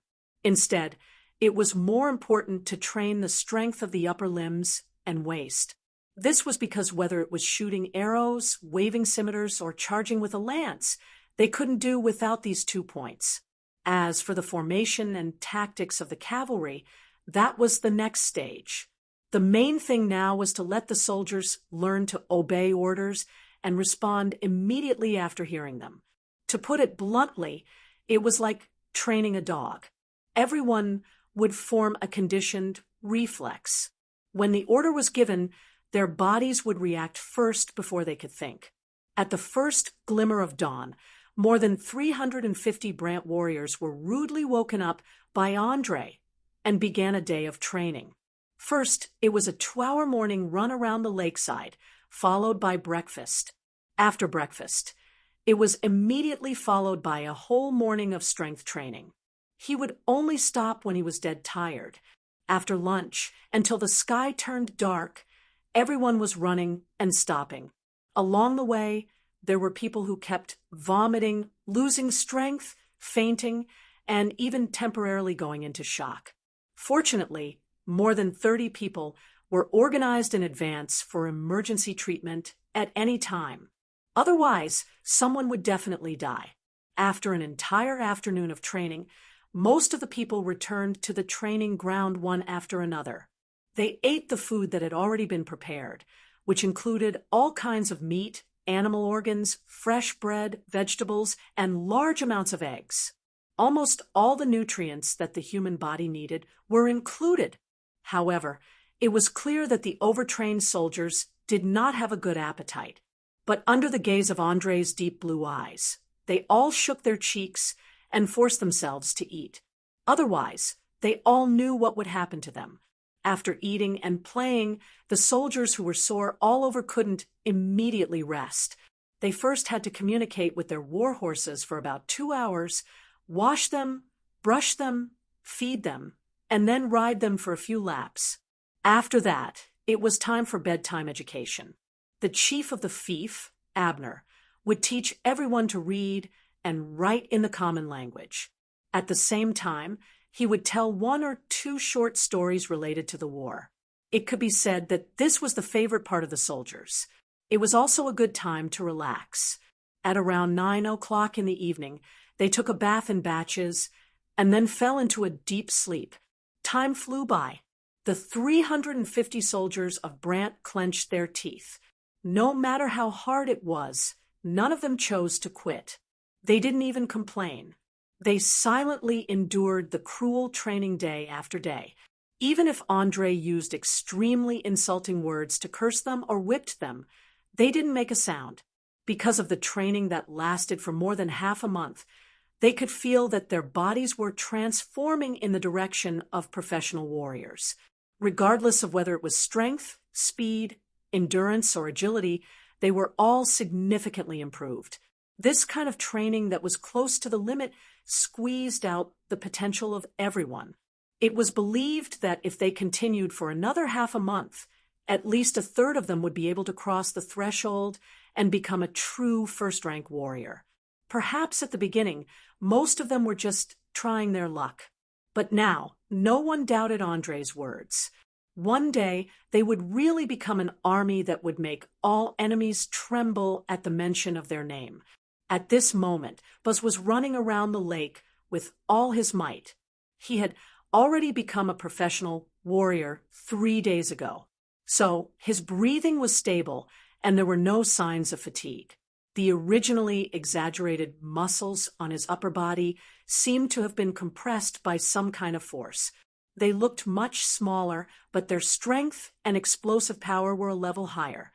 In fact, all the professions in Audiobook were related to the magical energy that was everywhere. Spellcasters used their knowledge and skills to resonate through certain rituals. They manifested it in the form of arcane spells, divine spells, or innate abilities. Close combat professions used magical energy to transform their bodies. Bandits made their bodies more agile and light. They could do many unimaginable moves. As for warriors, they improved their physical attributes. Their internal organs, blood vessels, bones, muscles, skin, and even hair. It was said that after the strongest warriors tightened their muscles, only a white mark would be left on them. However, legends were legends. After all, no one knew if they were true. It had been a long time since a legendary warrior had appeared in the entire continent. But for Buzz, the past half a month was like a rebirth. Although he would be as tired as a dead dog at the end of every day, this kind of life was very fulfilling and filled his heart with hope. If possible, he hoped to continue until the day he died. How is it? My training method is pretty good, right? Andre asked with a smile on his face as he rode on his horse. In the beginning, he was worried that the soldiers wouldn't be able to take it. But after a week, not only did no one get eliminated, but they also seemed to have eaten a strengthening spirit as their physical conditions improved by leaps and bounds. Chapter 195. Abner took a deep breath, replying with a slightly trembling voice, "It's not just good. It's unbelievable. Do you know what a great thing you've done? You've trained a group of soldiers into professionals in just over half a month. Oh my gods! I'm starting to believe that you're an emissary of some god, or perhaps the heir of an ancient family." Seeing the other's excited and nervous expression, Andre couldn't help but laugh and wave his hands. "Ha ha! You're mistaken, my dear butler. To tell you the truth, this training method is only suitable for those with strong wills and excellent physiques. Ordinary people don't need much. Even a fifth of the current training might cause sudden death." Although it was very comfortable to hear someone praise him, he knew very well that the reason for the success of the extreme training was due to the special dietary habits of the Brant soldiers. They grew up eating dairy products and meat, so their physiques were several times stronger than most ordinary people. This could be seen from their average height. Most of the men in Linton City were between 6 and 7 meters tall, with very few reaching 8 meters. The women were even shorter, usually between 5 and 6 meters. The average height of the Brant soldiers was above 8 meters, and their weight was between 70 and 90 kilograms. Compared to the former, they were practically burly men. If not for their robust physiques, Andre wouldn't have dared to go through with the extreme training. He was already considering buying a batch of Brant slaves when he had the money. As long as he could gather 1,000 people, he would definitely be able to easily defeat enemies several times their number. Even so, you've done a very impressive thing. If half of these 350 soldiers can become professional warriors, then the entire Valley Manor will be impregnable. Even if it's besieged by tens of thousands of monsters, it'll be enough to last until Linton City sends reinforcements. Abner's eyes revealed a trace of excitement. Advanced agricultural knowledge, a powerful army, a wise wizard himself. He could almost see Andre's glorious future. As a scholar and advisor attached to nobles, Abner knew very well what kind of wondrous changes would occur when the three were combined. As long as there weren't any major accidents, his master would sooner or later become a great figure that would shake the entire Orire. He would also be able to rely on his achievements to rise up the ranks and become a powerful manager. A dream buried in the bottom of everyone's hearts. From the high and mighty kings to the beggars on the streets, there was no exception. Some said that it was the embodiment of desire and greed, while others said that it was the driving force behind the development of society and civilization. However, it was a pity that most people were unable to realize their dreams in their entire lives. Therefore, in the eyes of some people, it was worthless, but in the eyes of others, it was more important than their own lives. At this moment, Abner felt that the dream that had been hidden in the depths of his heart for many years had finally taken root and sprouted.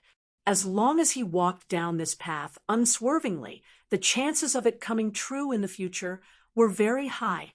He clenched his fists and swore to himself that he would follow closely behind Andre and do his best to become his master's right-hand man. As the saying went, once a person had hope, they would be able to overcome even the most terrible of hardships and accomplish even the most difficult of tasks. Abner, who was filled with longing for the future, quickly left the training grounds and ran without stopping to rest for the village that was being built. He was now filled with enthusiasm, intending to open up the paddy field as soon as possible and start planting rice according to the method on the parchment. In the following days, Andre was busy every day at the training grounds, the fields, and the castle. He continued to train the soldiers while also teaching Beverly and Chloe magical knowledge. At the same time, he had them attempt to learn how to concoct potions. At the same time, he didn't forget to check on the progress of the crops on the way back and forth. Only when night fell would he calm down and do some research of his own. Apart from all these, he also took the time to organize people to catch the giant pike in the middle of the lake. The meat of this big fellow was very delicious, and many people were full of praise after tasting it. Although such a life was very fulfilling and relaxing, a messenger from Linton City broke the silence on the last day of February. "Sir, I am a messenger from the city council. I have specially come to inform you that you must be present at the council hall on the last day of March. There will be a referendum to decide whether to start a trade war with Bakarov City. If you do not show up at that time, the council will treat it as abstention." The well-dressed young man finished reading the contents of the parchment and politely handed it over with both hands. He had obviously received a good education. If Brendel guessed correctly, he should be from a noble family. Perhaps he was an illegitimate child, or perhaps the youngest son without the right to inherit. Don't think that as long as you are a descendant of a noble family, you can live a life of luxury. It's fine if you don't have the right to inherit. At the very least, you can get some support from your family when you become independent. However, illegitimate children who are seen as a huge mistake by the entire class are usually no better than commoners. If you meet a responsible parent, you might be able to get a job like a messenger, a coachman, a butler, or a servant. However, if you meet an irresponsible or ruthless parent, you might not even be able to live to adulthood. Andre sat on the sofa and took the parchment. He glanced at it and found that it was stamped with the seals of 4 dukes. The situation had obviously reached a critical point. After all, the trade war of the Green Sea Alliance was no child's play. It meant that two cities would muster all their strength and fight each other at sea. They would plunder each other's ships, sink each other's warships, and even attack the ports if possible. It was equivalent to an all-out war in this world. If it was approved, Linton City would have to implement a policy of war. All soldiers would be on alert, and even mages would not be allowed to leave easily. They would have to wait until they were ready to fight. André sighed inwardly. The mastermind had finally made his move. He nodded with a friendly smile. "Thank you for the notice. I will definitely be there on time. Then I will take my leave first. There are more than 100 nobles in the city council. About half of them live outside the city. I have to inform them one by one." The messenger bowed gracefully and quickly left the castle under the guidance of a servant. He rode his horse towards the west. Chapter 196. André stood in front of the window and looked at his back that was gradually disappearing. He took a deep breath and muttered to himself, "All right, since the magnificent stage has been set up, let me see who exactly you are and what methods you're going to use to topple this city." Just as he finished speaking, a raven suddenly landed on the windowsill and used its slender beak to knock on the glass window, yelling at the top of its voice, "Open the window quickly! I've brought you a package." A package? André was stunned for a moment, then quickly pulled open the latch and gently pushed open the window. He could tell at a glance that this little fellow with black feathers must be some mage's magical pet. Perhaps something had happened at the Mage Association, so he didn't dare to be negligent. The raven flapped its wings and flew to the table, opened the little bag wrapped around its leg, shook its feathers, and cursed in a low voice, "Damn it, this thing is so heavy. You have to give me some compensation." Of course, you can enjoy the snacks, jerky, and drinks on the table as you wish. André smiled and made a gesture of invitation, then grabbed the palm-sized cloth bag, eager to see what was inside. "That's more like it." The raven muttered softly and skipped to the side of the plate, tore off a small piece of beef jerky, and ate it happily. Even though after becoming a magical pet, this bird's intelligence was not inferior to that of a normal person, but its temperament was still like that of a child's. As long as there was food, it would become very happy. André smiled at the sight of Raven's gluttonous appearance. He opened the pouch and took out a ring and a letter embedded with an ink crystal. The soul of the exotic beast within the ink crystal was constantly roaming about. There was a layer of hazy mist on the surface of the ink crystal. It was clearly a manifestation of abundant soul energy. He instantly realized that this was sent by President Boris, and hurriedly opened the letter, carefully reading the contents inside. "André, I believe that when you read this letter, you should have already received the ring. It can give you some of the translocator's abilities, including short-distance teleportation 5 times a day and creating an illusion identical to the original body 3 times a day. At the same time, I've also done some work on the metal, and it can add lightning damage to your hand or the weapon in your hand. Although the damage isn't great, it has a very good paralyzing effect. As for that Teflin, don't worry, she's doing very well now. The power of her bloodline has been activated, and she has become a low-level demonkin warrior, undergoing strict training. When you return to Linton City next time, she should be able to come in handy. Also, you should have received the notice from the city council. War and turmoil are about to arrive, so it's best to prepare in advance. Remember, immediately come to the tower when you return to the city. I have something to tell you. Don't mix with those brainless nobles. The Mage Association has its own position." Staring at the secret imprint that was flickering at the bottom of the parchment, André's expression turned a little heavy. Although the letter did not contain much useful information, he could still feel the oppressive aura between the lines, as if a dark cloud was pressing down on him. Without a doubt, the mastermind behind the scenes was following the plan, pushing Linton City step by step into a bottomless abyss. Once the trade war began, the city's accumulated strength would rapidly weaken, and countless ships would be killed or captured by the pirates and Bakarov's navy. What would follow would be a decline in trade, and sea transportation would be completely cut off. In at most a year, the city would be in a predicament of lacking in living materials.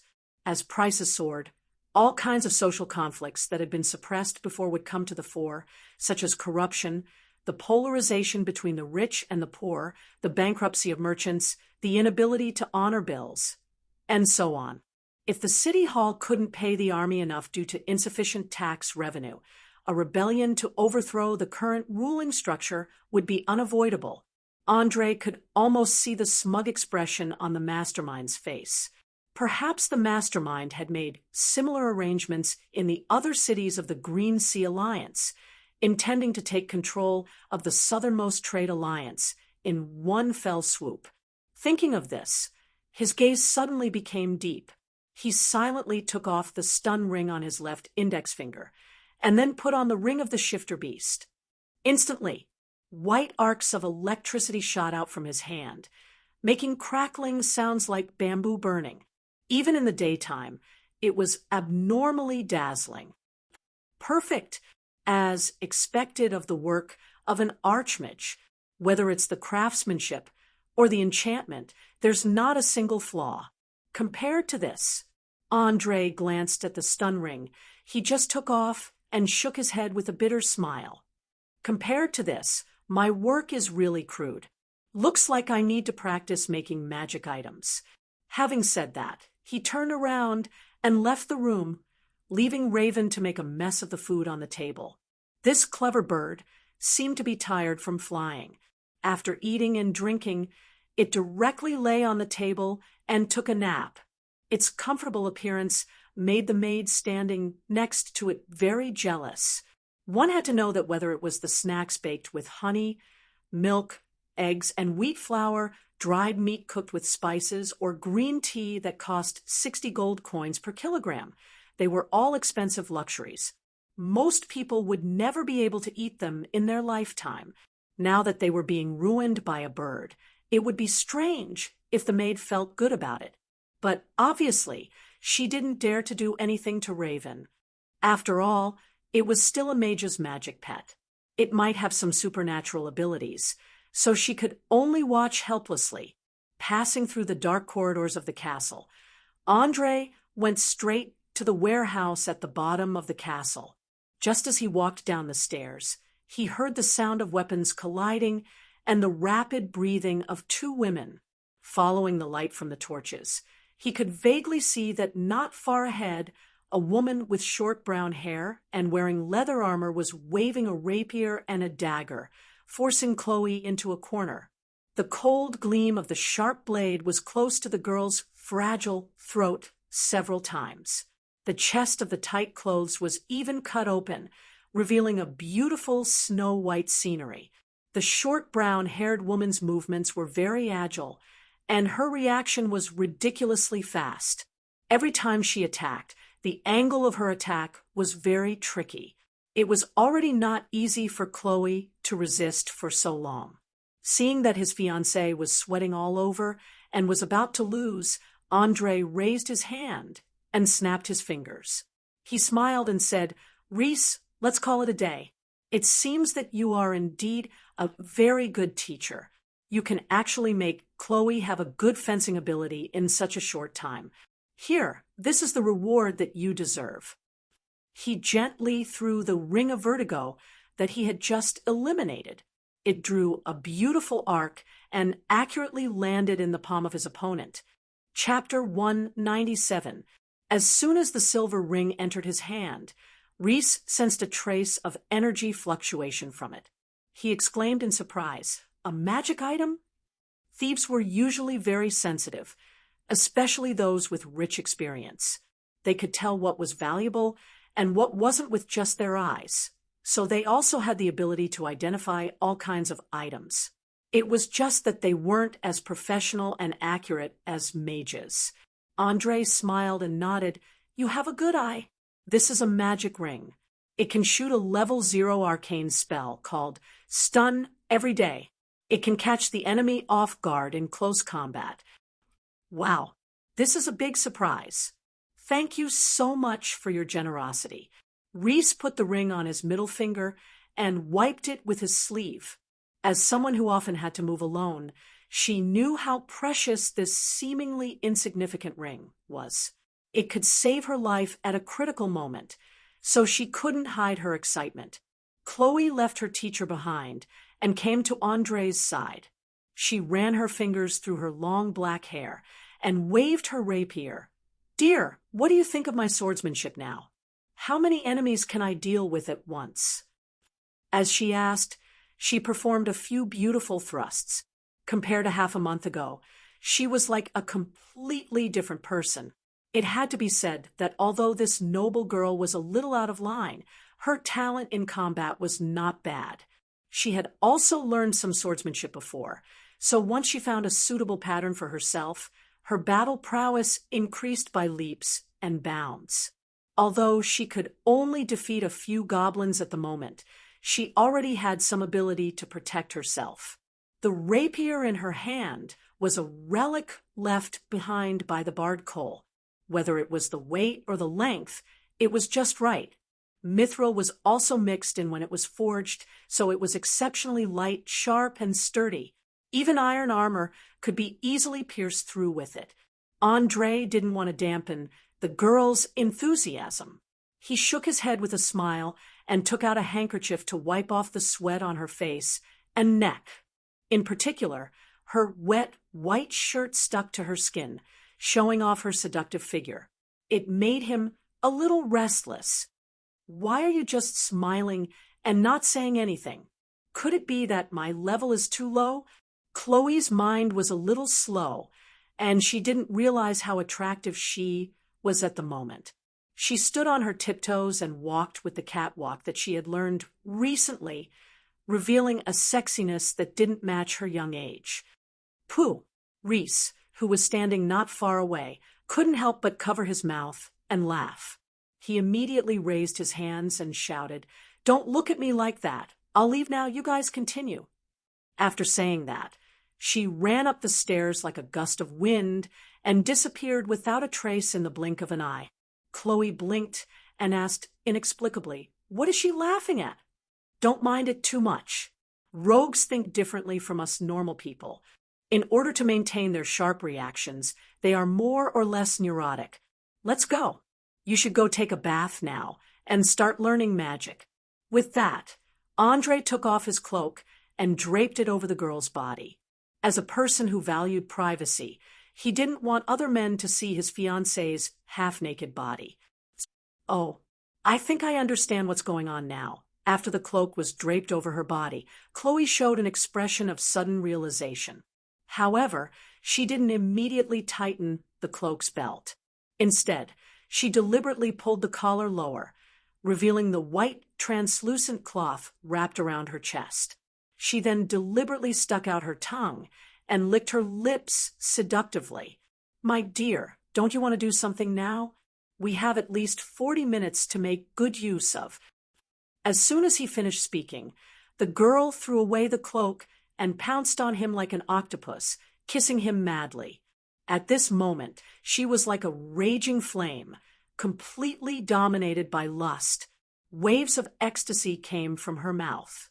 Andre could feel Crowley's scalding body, as well as the seductive scent emitted from the secretion of hormones. However, after kissing and caressing, he whispered into Crowley's ears, "Relax, relax. Now isn't the time to do such things. You're not even 16 yet. You're too young." Huff, huff, huff. Chloe's heart was beating wildly. While gasping for breath, she raised her head and refuted, "You're about the same age as me. How can you say that I'm young? What's more, when Annie was my age, she already had 2 lovers. You're the only one I have." "Ha ha ha ha. You look so cute now." Andre laughed and hugged the girl tightly, gently stroking her silky black hair. I'm not wrong at all. Whether it's mentally or physically, you're far from being mature. Early sexual activity is very harmful to women. Some serious cases may even lead to death due to excessive bleeding. So for safety's sake, you can't do it before you're 16. Although Aurere's upper-class society was very open, and many young people tasted the forbidden fruit at the age of 11, and some had children at the age of 13, he didn't want the girl in front of him to go through all this. Seeing that her seduction plan failed again, Chloe shrugged her shoulders. Well, then we'll wait for 1 or 2 years. But I think we can do some warming up in advance. After saying that, she knelt down and crawled into Andre's robe. She grabbed a certain bloated sponge and swallowed it. Instantly, an indescribable pleasure spread through Andre's body. He couldn't help but shiver and subconsciously hugged the girl's head with both hands. In the next 10 minutes, Chloe used a rather shaky technique to send her fiancé to the clouds. After a white translucent liquid was sprayed into her mouth, everything finally came to an end. Andre helped the girl up, took a deep breath, and asked with a bitter smile, "Where did you learn this from?" "Hee. How is it? Is it comfortable?" "This is what I learned from my aunt's diary when I peeked at it. Furthermore, there are many techniques that can make a man happy. I can try them out one by one in the future." Crowley wiped off the unknown liquid at the corner of his mouth and replied with his charming eyes, "Hee. Then I'll look forward to it. Hurry up and take a bath. The magic class will begin in half an hour. Today, I'll teach you how to construct a spell model in your brain. Let's see who can master the first level 0 arcana spell between you and Beverly." After saying that, Andre raised his hand and patted the girl's perky butt. He turned around and walked toward the magic classroom and alchemy room on the second floor. Chapter 198. As the old butler board continuously transported batch after batch of alchemy equipment and raw materials, he chose the largest and most sturdy room in the castle and transformed it into an alchemy room. Normally, he would use it to make some potions and, at the same time, let Crowley and the little lowly gain some hands-on experience. Of course, this simple alchemy room could not be compared to the one in the Association of Sorcerers, which was equipped with magic protection. Similarly, it could not be compared to the secret room built by Ulysses. But in Andre's eyes, only this room, which was less than 100 square meters, was truly his own place. Every piece of equipment, every bottle of raw materials, everything was placed in the designated position by him. The layout of the room was completely different from most messy alchemy rooms. It revealed the atmosphere of a large-scale laboratory on Earth. Even the test tubes and beakers were strictly classified. Even if he closed his eyes, he could still find them. Gently pushing open the door, the first thing that came into view was a row of neatly arranged cabinets. The glass cabinets inside were filled with a large number of jars with labels. Some of them contained special plants, and some of them contained creepy insects. In the far right corner, there was a cage full of small house mice. In the middle was a rectangular test bench built with finger-thick bluestone slabs. Even if there was an explosion, it would not splash too much rubble. It could be said that Andre had spent at least 50,000 gold coins to build this alchemy room, for girls and 6 boys stood obediently at the door. They were selected from the entire Tues Valley and were relatively smart. The youngest was only 10 years old, and the oldest was no more than 13 years old. They usually helped with the chores in the castle and would sit in on every magic class. Obviously, Andre wanted to select the most outstanding among them to be the assistants in this alchemy room.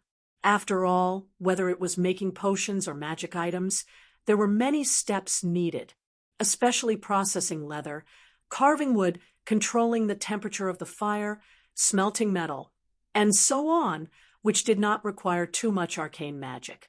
Any apprentice with a little bit of experience could do it. There was no need to do it personally. What he planned to do was to move the assembly line to Oriar and apply it to alchemy. He would let the apprentices do the simple parts, while he only needed to be in charge of the most important parts. Andre glanced at the nervous children with his sharp eyes, then waved his hand and ordered, "Sit down, open your notes, and start reviewing. There's nothing new today, but I'll be holding a reading and writing test for the common language in a while. Anyone who fails will not be able to eat meat for a week." Perhaps it was because of his harsh tone, or perhaps the threat of food made the little ones feel a sense of crisis. In short, these children quickly took out their notebooks bound with parchment and began to flip through them. Each and every one of them widened their eyes, desperately trying to remember every letter and word in their minds. Seeing how focused they were, the corners of Andre's mouth curled up slightly, revealing a faint smile. Once upon a time, he used to be like these children, sitting in a spacious and bright classroom to receive education, studying hard for endless exams every day. The only difference was that these children could use this knowledge to change their destinies in the future. In the end, he only managed to get a college degree. After graduation, he couldn't find a professional job at all. He could only throw himself into the competitive workplace and fight his way out. Not long after, the little lowly Beverly quietly slipped in through the door with thick books and notes in her arms. She didn't disturb the other children, but went straight to her own seat, neatly arranged the books, and stared at her mentor, as if asking when the class would start. Andre intimately stroked the little girl's long blonde hair, bent down, and explained in a low voice, "Don't worry, just wait a few more minutes. When Chloe comes, we'll start. Take a look at the spells and gestures first. Today, I'll teach you a level 0 Arcana spell. Let's see who can learn it first." Spell. Oh my God. Did I hear it wrong? You're finally willing to teach me a spell? Beverly covered her mouth and let out a cry of surprise, her two big eyes filled with excitement and expectation. "Apprentice, Beverly has a very good impression of you. Intimacy level has increased to 80 points. Congratulations! You've completed the first stage of intimacy. Random reward, 1 level 4 Arcana scroll. Congratulations! You've obtained 1 Ice Storm magic scroll." Along with a large amount of information flashing in his vision, Andre discovered that a rolled-up parchment scroll had suddenly appeared in his palm. He didn't even have time to react to what was going on, and the whole process had already been completed. How wonderful! No matter how many times I experience it, it always gives me a feeling of disbelief. Andre muttered to himself in a low voice, while unrolling the scroll to check the spell stored in it. Relying on his powerful comprehension ability, he quickly had a rough understanding of it. Ice Storm, as the name implied, was to use the power of Arcana to create a large area of giant hailstones, which would cover the sky and earth and smash down, dealing a terrifying blow to the enemies within the area, at the same time causing severe frostbite. What was even more frightening was that as the level of the spell increased, the hailstones would become bigger and bigger, and could even reach a diameter of more than 1 meter. With the help of the acceleration of gravity, they could instantly smash a person into a meat patty. Just think about it. What would the effect of a brick thrown from the top of a 30-story building be if it hit someone? Therefore, the damage of the ice storm would only be more terrifying than that of a brick. In addition, the area of effect was very large, and it was basically impossible to dodge at all. Once one was hit, they would instantly be drowned in countless hailstones, and in just a few seconds, a person would be turned into a pile of meat. Without a doubt, this was a typical evocation spell. Like fireball and lightning, it pursued the ultimate destructive effect. Although it was powerful, it was not what he wanted the most. After all, while powerful spells were indeed powerful, Mages weren't warriors whose brains were filled with muscles, nor were they greedy thieves. If there was a problem that could be solved with wisdom, it was best not to use violence. Sometimes illusions, charms, and intimidation could achieve better results. Those who frequently used evocation spells had a resounding nickname in the circle of mages, mage barbarians. As the name implied, they were barbarians in the magic world, and it was a derogatory term. Most of these fellows were obsessive-compulsive patients and paranoid maniacs. At the same time, they were also extremely dangerous and violent. Their temper could erupt at any time like a volcano without warning, catching everyone off guard. Chapter 199. However, Andre didn't think that he liked violence. Besides, he didn't need to learn too many powerful evocation spells. Instead, he was most interested in the enchantment spells, which could control the minds of other creatures, the transmutation spells, which could change the body shape, race, and bloodline of others, the illusion spells, which could be used to confuse opponents, and the incantation spells, which could be used to explore the infinite universe and other planes of existence. In fact, from the beginning, he didn't think of mages as a pure fighting profession. According to the description in the book, Magic Enlightenment, mages were more like researchers and explorers who pursued the truth. Powerful arcane spells were just byproducts of the research process. Compared to the grand and distant goal, they were nothing. Unfortunately, the mage barbarian thought the opposite. They believed that powerful spells that could completely destroy the opponent's body and soul were the ultimate goals of every mage. Although it wasn't the spell he wanted the most, Andre still carefully put it into the scroll box. After all, it was a level 4 spell. If he could copy a few more scrolls after learning it, it would be much easier in the future. Just as he put away the parchment that recorded Ice Storm, the door to the alchemy room was suddenly pushed open. Crowley changed into a corset and a lady's long skirt again. With her wet hair draped over her shoulders, she walked in with her high heels. The girl didn't hesitate and went straight to Beverly. She bent down and kissed the little girl's cheek. She smiled and asked, "Good afternoon, little smarty. How was your day?" "Not bad, especially after knowing that my mentor is going to teach me the first spell. It's so good," Beverly replied like a little adult. "Aha, then let's see who can learn the first spell first." Chloe stretched out her hand and pinched the little girl's nose, and a provocative smile appeared on her face. Beverly didn't back down and waved her little fist. "Okay, I'll bet a silver coin." Chloe smiled and rubbed the little girl's doll-like face. "Hee hee, that's your pocket money for a week. Don't cry when you lose." Andre smiled when he saw that the little girl and the little girl were at odds again. He picked up a bottle of silver liquid from the table and knocked on their heads. "All right, all of you stop when it's appropriate." Now he carefully looked at the liquid in the bottle, focused his attention, and tried to communicate with it with the mana he obtained after meditation until his brain or soul received some kind of enlightenment. Then, the first level, 0 spell slot would be born. It can let you feel the hidden essence in your heart, especially you, Beverly. This is because the first spell you form when you become an apprentice often indicates your inclination towards the school of magic. You must not be careless. "Don't worry, teacher. I definitely won't let you down," the little lowly solemnly promised. "Let's start. I can't wait to master the first magic spell." Chloe's eyes were wide open as she urged in excitement.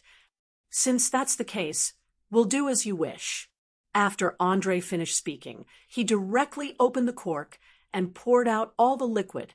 These silver translucent substances were not bound by gravity as they normally would be. Instead, they flickered with white light and flowed in the air, forming complex patterns. Beverly was so surprised that she covered her mouth. She couldn't help but exclaim, "Oh my God!" It was simply too beautiful, simply incredible. That's right. This is the most beautiful substance I've ever seen. What is it? Chloe tried to touch the glowing liquid with her finger, but she quickly discovered that when her finger touched it, she couldn't feel anything, as if everything in front of her was just an illusion. Andre took a deep breath and softly replied, "Mana, this is the purest and most primitive energy that exists in every corner of the world and even the entire universe. It is said that only powerful spellcasters above level 15 have the ability to directly control it. Calm down, carefully observe, and feel it with your heart. It will reveal some inconceivable things to you." Generally speaking, there were only two ways for an ordinary person to become an apprentice. One was to take the risk and try to construct the first spell model in one's mind, and forcibly use one's own mana to open the first spell slot. However, as the saying goes, everything is difficult at the beginning. Generally speaking, there was only one outcome for doing this, and that was that one's entire head would be squeezed into pieces with a bang. The success rate was definitely not more than 15%. Apart from this, the remaining method was to find a level 7 mage to draw out a little of the mana from one's body and let the apprentice feel the essence of the primitive mana, and then comprehend what belonged to him. The advantage of doing this was that it was safe. However, not to mention that there were very few mages above level 7. Very few mages were willing to take the initiative to draw out their own mana. After all, just making this small bottle in front of him had taken more than 400 experience points from Andre, which was equivalent to making a low-level magic item. Considering the selfish nature of most mages, it was estimated that only mentors who were especially concerned about their apprentices would choose to do this. Obviously, he was one of them. Pure, primitive mana symbolized chaos and infinite possibilities, and all the known arcane spells came from it.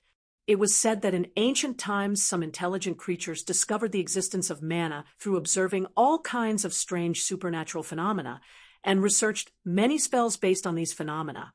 With the passage of time, they gradually evolved and formed the current 8 major schools and 1 general school. Chloe and Beverly were slowly lost in the silver-white radiance, and their pupils began to dilate, falling into a sluggish state. They didn't even realize that their mouths were inadvertently making some strange sounds. Andre knew that this pair of Lolas had been attracted by the primitive mana, and if they were lucky, they would be able to find a pattern in a few minutes to a few hours and comprehend their first arcane spell. He didn't choose to continue waiting in the same place. Instead, he picked up the exam questions that had been prepared on the table and went to the children who were listening at the side. He distributed the parchments filled with exam questions and at the same time confiscated the children's notes. He lowered his voice and warned them, as usual, no copying each other, no making any noise, and no making any gestures. In short, put away those little tricks and finish all the questions before this hourglass runs out. Now, I declare, start chapter 200. As soon as he finished speaking, both boys and girls quickly picked up their quills, dipped them in ink, and focused on writing the answers. Andre nodded in satisfaction. He turned the hourglass upside down and placed it at the corner of the table so that everyone could see it clearly.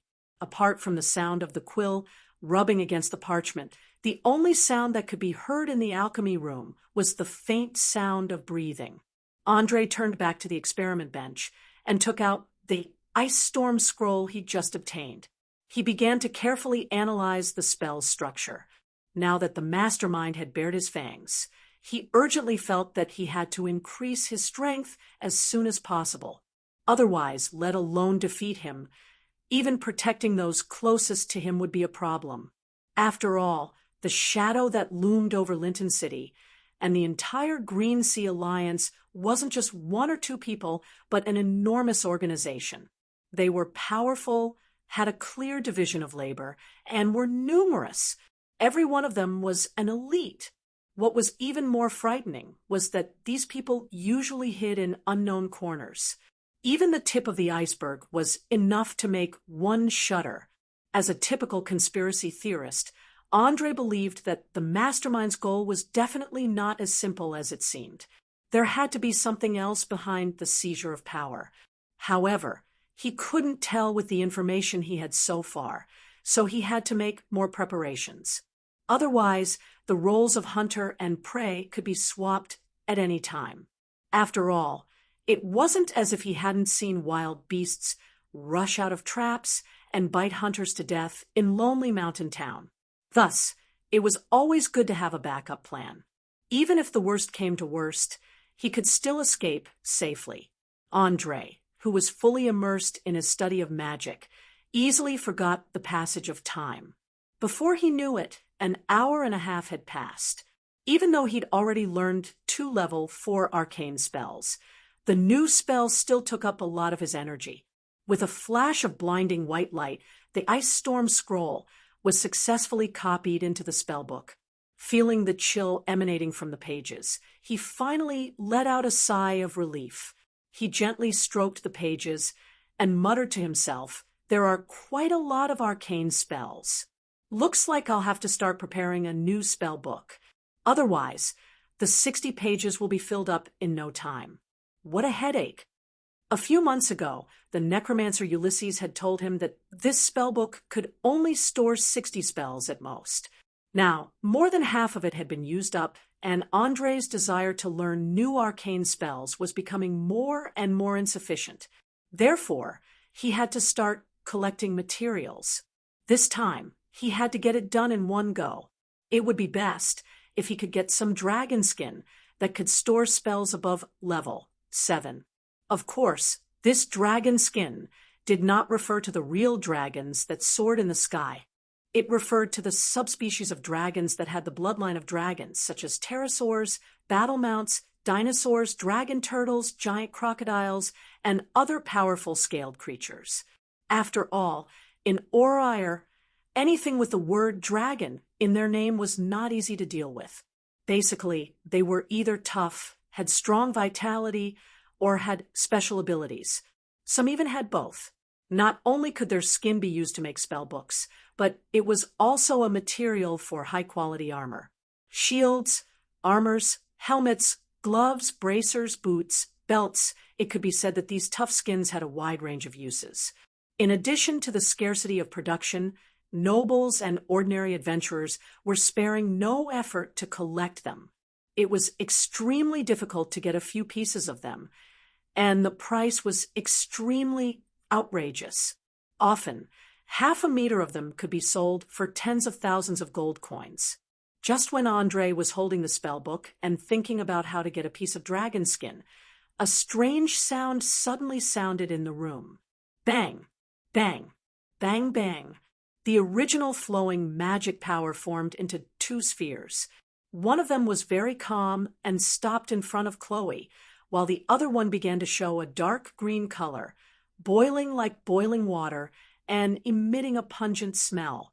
The one who caused this change in the original magic power was none other than Beverly, who was unprecedentedly focused. At this moment, she was constantly chanting an incantation that no one could understand.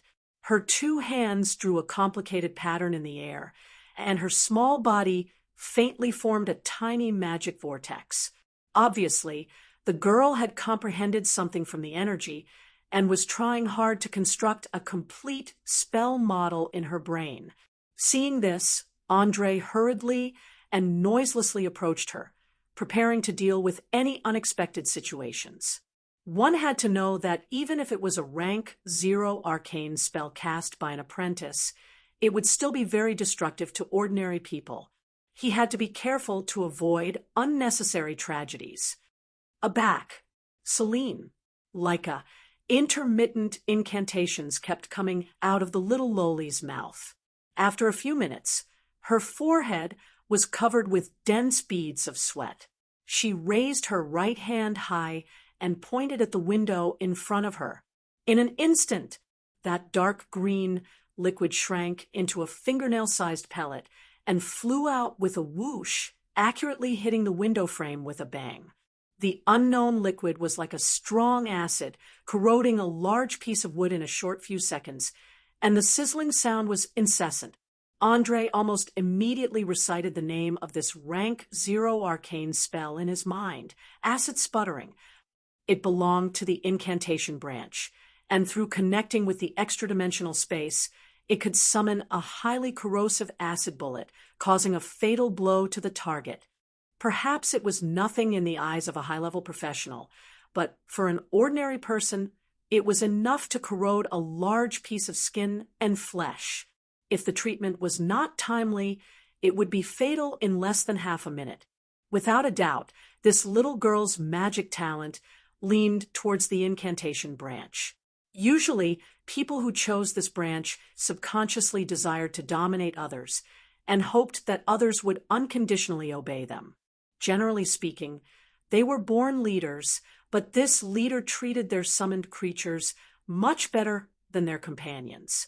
This was because the incantation branch used spatial channels to summon all kinds of things to deal with the enemy.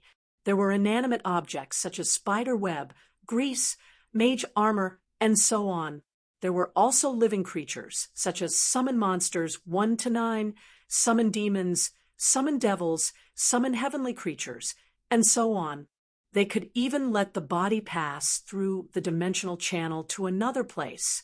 Generally speaking, the incantation branch was the branch with the most arcane spells among the 8 branches, and it was also the branch that was most widely used. Many mages chose to specialize in this branch. Chapter 201: Control, Summoning, Teleportation, Defense, Incantation arcane spells covered a lot of areas. The only drawback was that they had to give up on evocation arcane spells, because those elemental damage seriously lacked variation. In the eyes of incantation mages, it wasn't worth wasting time on, and it wasn't reliable at all in battle. Everyone who had some understanding of magic knew that among all the arcane spells with the strongest power, the most terrifying damage, and the most frightening appearance were evocation arcane spells. Once they gave up this school of magic, it meant that their lethality was insufficient. Just when Andre was considering the gains and losses, Beverly suddenly took a deep breath and instantly came back to her senses. Looking at the window that had been corroded by the strong acid, she cried out in surprise, "Oh, heavens! Don't tell me this was done by me?" As soon as she finished speaking, she suddenly felt her 2 legs go soft, and her whole body was completely powerless. She was about to fall on the hard ground. Andre, who was standing at the side, didn't say anything, but held the little lowly in his arms and smiled with gratification. "Congratulations! Now you are finally a real magic apprentice. Tell me, what kind of feeling does it feel like to roam in the world of magic?" "Oh, it's like constantly shuttling through many worlds and also seeing many strange creatures and sceneries. The feeling is really wonderful." Beverly opened her 2 big eyes and blinked as she spoke of her own feelings. Her incantation school was so obvious that it didn't even need to be tested, as it could be seen at a glance. It must be known that although specialized mages had to give up all the arcane spells of a school of magic, they could gain an extra spell slot for each level. This was because giving up a school of magic meant that they could gather their scattered experience, and when they used the specialized school of magic, the magic power would also increase. As a person who became a mage by cheating, Andre had no way to know what his own talent was, except for helplessness. He had no choice but to become a versatile mage, which meant that he didn't give up on any school of magic. In the past, he did not know whether the advantages outweighed the disadvantages or the disadvantages outweighed the advantages. However, after seeing the enlightenment that the little fellow had gained today, he finally realized what he had done wrong. In Oriar, most of the mages had their own specializations. Generalists were either idiots who didn't know the immensity of heaven and earth, or losers with no talent at all. Otherwise, they would more or less be able to feel the talent hidden in their body when they received their first level 0 spell slot, or when they were promoted from an apprentice to an official mage. But Andre, on the other hand, had directly used some inexplicable system to skip the initial part, so now they could only watch helplessly. The only thing he could do now was to pray that the strange tattoo on his hand would be as powerful as before. Otherwise, it would be a huge loss. Mentor, I suddenly feel so tired and sleepy. Beverly yawned as she lowered her head and almost couldn't open her eyes. The Tier 0 Arcana technique just now had exhausted all of her magic power and consciousness energy. She was finally unable to hold on any longer, and her eyelids began to droop. Don't worry. It's just that my brain is too tired. Go to sleep. After a good sleep, you'll be able to return to normal. As he spoke, Andre kissed the little Loli's cheeks, gently placed her on the sofa behind him, and then covered her with a blanket. Just as he finished doing all this, a large amount of information suddenly appeared in his vision. Congratulations! Your apprentice Beverly has successfully crossed the first threshold.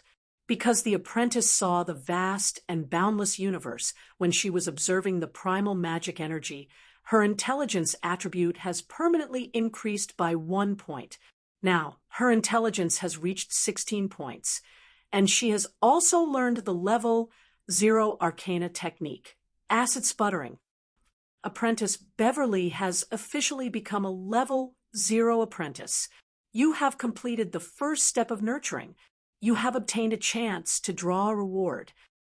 Do you wish to begin immediately? Begin. Andre didn't hesitate at all, and immediately chose to draw a reward.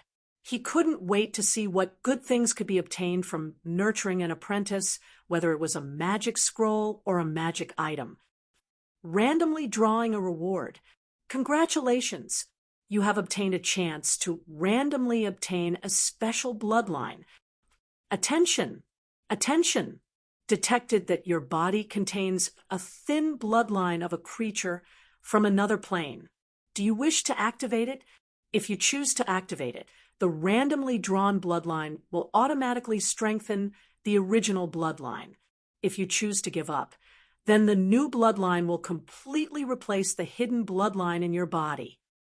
Bloodline of a creature from another plane. Andre was shocked and subconsciously lowered his head to look at his own body, carefully searching for any characteristics that didn't belong to a human. But unfortunately, he didn't know if it was because it was too thin, but there wasn't anything special about his body. After a fruitless search, he frowned and cursed in a low voice. Damn it! This is really a difficult choice. After all, a bloodline wasn't something that could be taken or thrown away as one wished. Once it took effect, it would definitely accompany one for life. If he had a dragon bloodline, he would naturally be extremely lucky. He could obtain additional strength and, at the same time, would not be ostracized by human society. But if he had a demon bloodline or a devil bloodline, then he would be finished. Eunice's tragic childhood was the best example. Hesitation, conflict. One bloodline couldn't be confirmed, while the other bloodline was random. No matter which one he chose, in the end, it all depended on luck. After hesitating for a few minutes, Andre decided to gamble on the bloodline hidden in his body. In his opinion, his parents and siblings in this world didn't show the slightest bit of evil tendencies. They could even be said to be good people. The possibility of him having a demon bloodline or a devil bloodline was very small. At the very least, it was more reliable than randomly choosing a bloodline. Activate bloodline in body. Confirmed. Activating bloodline. Attention! The unknown bloodline has been activated and is currently transforming the body. Without any warning, a flame suddenly burst out of Andre's body, instantly burning all his clothes apart from his magic items. The hair and eyebrows that had been burned off in the previous battle rapidly grew back, especially his hair. In just a few seconds, It had grown by 10 centimeters. However, this wasn't ordinary hair. Its color was very bright, like a ball of burning flames, constantly floating on top of his head. A large amount of fire elements gathered together, causing the hair to stand up one by one. At this moment, his head was like a huge torch. No matter how he moved, the hair wouldn't fall down. Chapter 202. Body modification complete. Unknown bloodline detected. Descendant of fire elementals. Current bloodline purity level 2. Body attribute adjustment. Intelligence increased by 2 points. Charm decreased by 2 points. You have obtained dark vision. Even in a pitch-black situation, you can still see around 20 meters in front of you. You have obtained fire resistance. You have obtained the innate ability fire enhancement. All fire spells are increased by 20%. You have obtained the innate ability fire extension. Descendant of fire elementals can release their elemental nature once a day, using flames to burn all enemies within 5 meters. Due to the awakening of the elemental bloodline, the experience required to level up will be increased. Attention! The nature of the fire elementals will slowly affect your personality in the future. For example, you will be impulsive, easily angered, and hot-blooded. Name: Androrace. Descendant of fire elementals, bloodline purity level 2, alignment, neutral good, moving towards absolute neutrality. Attributes: strength, 7 agility, 17 vitality, 8 intelligence, 21 perceptive sense, 12 charm, 9 profession, level 7 mage experience required to level up, 30,000/59,000 number of memorizable arcane spells. Level 0. For level 1, 6 level 2, for +1, effective mage badge. Level 3, 3 level 4, 2 following a series of information and attribute adjustments. Andre was surprised to find that his brain had suddenly become smarter. Due to the increase in intelligence, he had one more level 1 spell, and there seemed to be some kind of energy in his body that could directly communicate with the fire elementals. His appearance had also changed slightly, especially his hair and eyebrows, which were emitting a gorgeous orange color. Even his pupils had changed from dark blue to orange, looking very dazzling. He dared to bet that if he walked out without any concealment, the rate of turning heads would definitely be 200%, because the shock in the eyes of the children was enough to prove this point. Everything had its pros and cons. Apart from the above benefits, there were also many disadvantages. One of the most annoying was that the experience required to level up as a mage increased by 400 points, which was simply terrible. Furthermore, his charm attribute had also dropped to the level of an ordinary person. It was as if there was a raging flame burning in his heart, and his entire being was filled with passion. Obviously, this was the effect of the bloodline on one's personality mentioned in the message. This also meant that he could no longer remain as calm as before, and his emotions would fluctuate slightly more. Phew. All right. Overall, there are still more benefits, but I have to find a way to cover up these obvious features. Otherwise, it will definitely cause a lot of trouble. As he spoke, Andre gently touched his hair that was standing on end, and a hint of helplessness appeared on his face. Just as he was rubbing his chin and considering if he should shave off his hair and eyebrows, a loud bang suddenly rang out in the room. Boom! The ball of silver liquid in front of Chloe exploded, dispersing into countless tiny particles before disappearing into the air. Then, the sound of breathing reverberated in the room, as if someone had pointed a microphone at their nose and mouth. After only a few seconds, her pupils began to refocus. She quickly woke up and let out an ear-piercing scream. Ah! Bang! Bang! Bang! Bang! All the glass in the alchemy room shattered, and some of the lower quality beakers, flasks, and test tubes had cracks of varying degrees. Other than the little lowly, who had already fallen asleep, the others hurriedly covered their ears. Some of the children, who did not cover their ears in time, even rolled their eyes and fainted. Damn it! This is illusory sound. Andre tightly covered his ears as he gritted his teeth and cursed in a low voice. Amongst the many rank 0 arcane spells, illusory sound was one of the hardest to deal with. From a certain point of view, it was even more troublesome than the infamous flash spell. The latter only required one to predict the opponent's casting action and close one's eyes, while the former would cause one to jump in fright even if one covered their ears. This spell could amplify the target's voice or create illusory sounds. The range was between the volume of 4 to 20 people. Not only could it be used to confuse the enemy, but it could also make people tremble when they were caught off guard. Those who were timid might directly faint from fright. Most importantly, it could not be defended at all.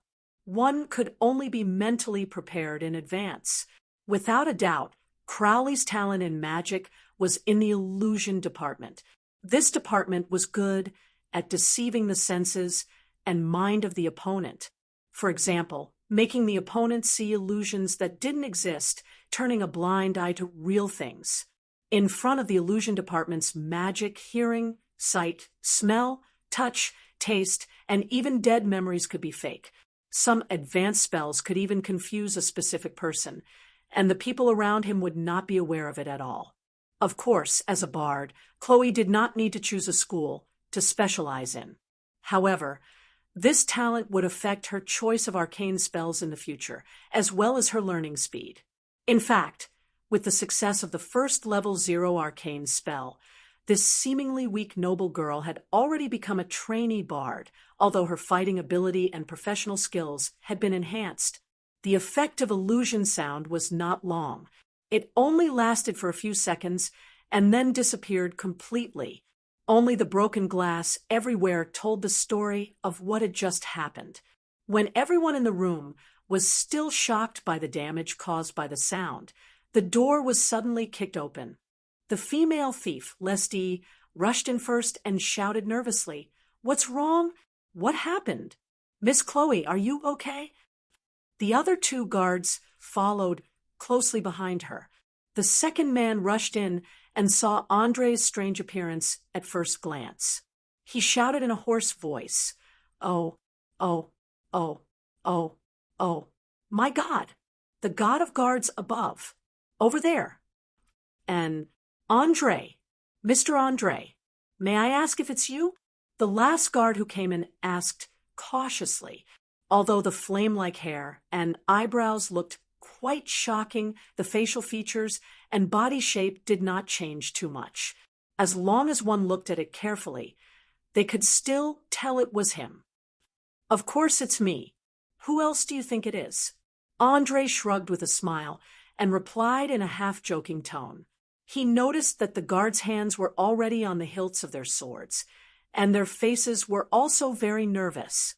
If there was any movement, they would immediately attack. Therefore, he wanted to ease the atmosphere and prevent unnecessary misunderstandings. Otherwise, it would not be good if anyone got hurt. Chapter 203. After all, many mercenaries didn't even know how to read, and their level of knowledge was even worse.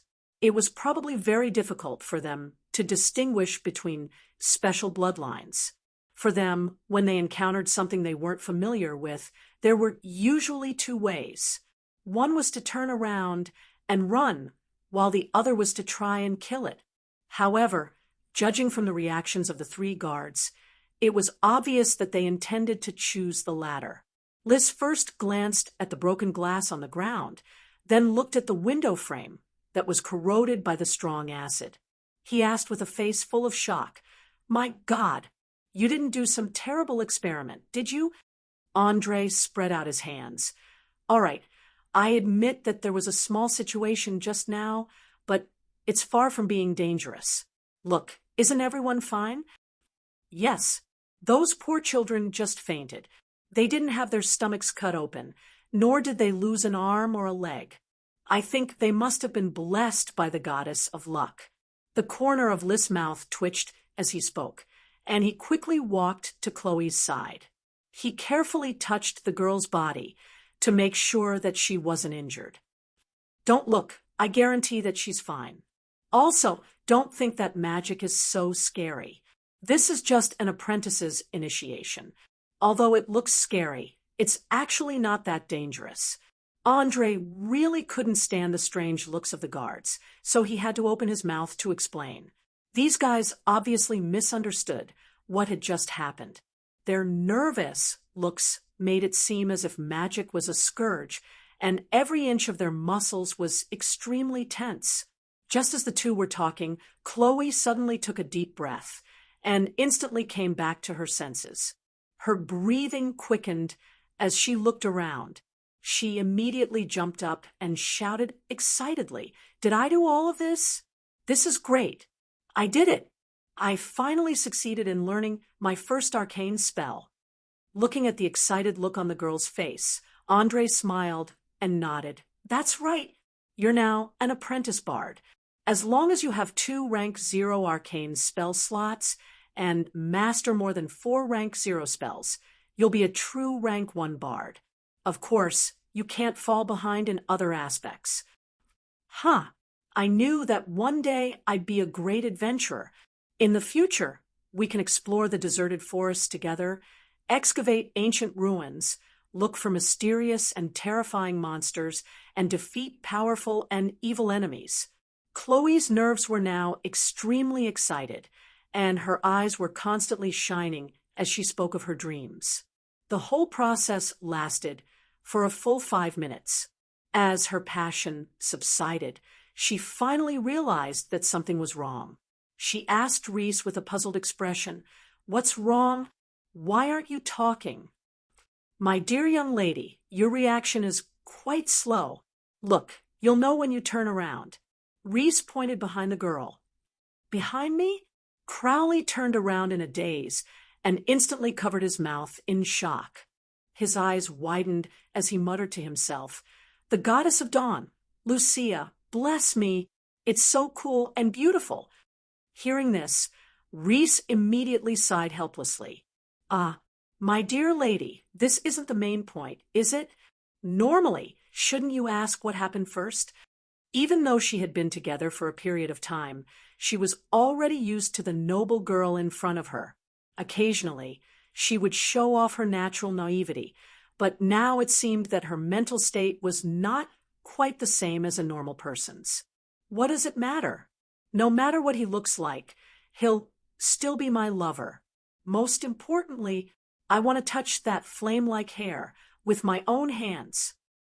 Saying this, Chloe quickly ran forward in her high heels. She stretched out her right hand, carefully trying to touch the hair swaying in the wind. Andre was amused by the girl's curious and scared expression. He raised his hand and gently pinched her nose. "You're such a curious baby. Touch it, it's fine." Although the fire elemental energy in the hair is very abundant, it's not enough to burn the skin. "Really?" Chloe was obviously a little doubtful. She touched the hair with her fingers and hurriedly pulled back. However, when she realized that the hair that seemed to be emitting a faint light was not as tall as she thought, she directly stretched out both hands and used her 10 fingers to slowly move up from the ends of the hair. She exclaimed loudly, "Wow, it's actually warm. It feels so good to touch. How did you do it?" "It's bloodline. My ancestor should have had a close connection with the fire elemental world. It might be a special contract, or it might have undergone some special transformation and modification. In any case, a part of his special ability was passed down from generation to generation. I just happened to activate it, and it turned into what it is now." In fact, Andre was not lying. He only concealed a part of it. He did not want anyone to know that he came from another world, and even more so, did not want to attract unnecessary trouble. After all, mages had always been filled with a strong curiosity towards exploring unknown worlds, especially those great mages who had mastered interplanar teleportation magic. As long as they heard similar news, they would immediately rush over. When that time came, it would be impossible to escape even if he wanted to. Although the civilization of Oriar was still in a rather backward state, it was very aggressive in terms of invasion. As early as thousands of years ago, during the most glorious era of the magic civilization, the legendary mages had led armies to conquer countless planes. Some of the smaller half-planes were still preserved to this day. If they were not the secret bases of some powerful forces, then they were the private property of some of the mages. In addition, 600 years ago, in order to prevent the gods from disturbing the world again, the High God cast a huge isolation spell. This made the already difficult exploration of other planes even more difficult, so who knew what the great mages of the evil faction would do? Aha! Fire elemental bloodline. So, you're now a half-elemental creature? Chloe had obviously received a certain degree of magic education. She called out a professional term as soon as she opened her mouth. Andre nodded slightly and explained with a smile, "In theory, yes. However, because my bloodline is too old, even if it's activated now, it only accounts for 20% of it. The rest is mostly human. Otherwise, my skin would turn red like burning coal, and all the hair, including my hair, would be completely replaced by flames. When I'm angry, my eyes can even spit out flames."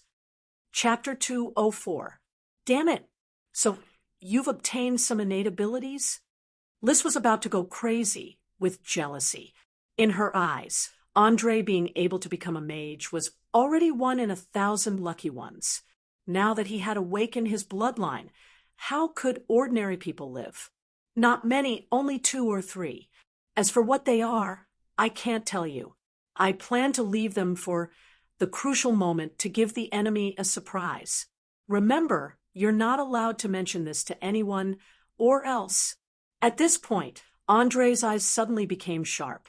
Liz hurriedly raised his hands and guaranteed, "Please be assured, I didn't see or hear anything.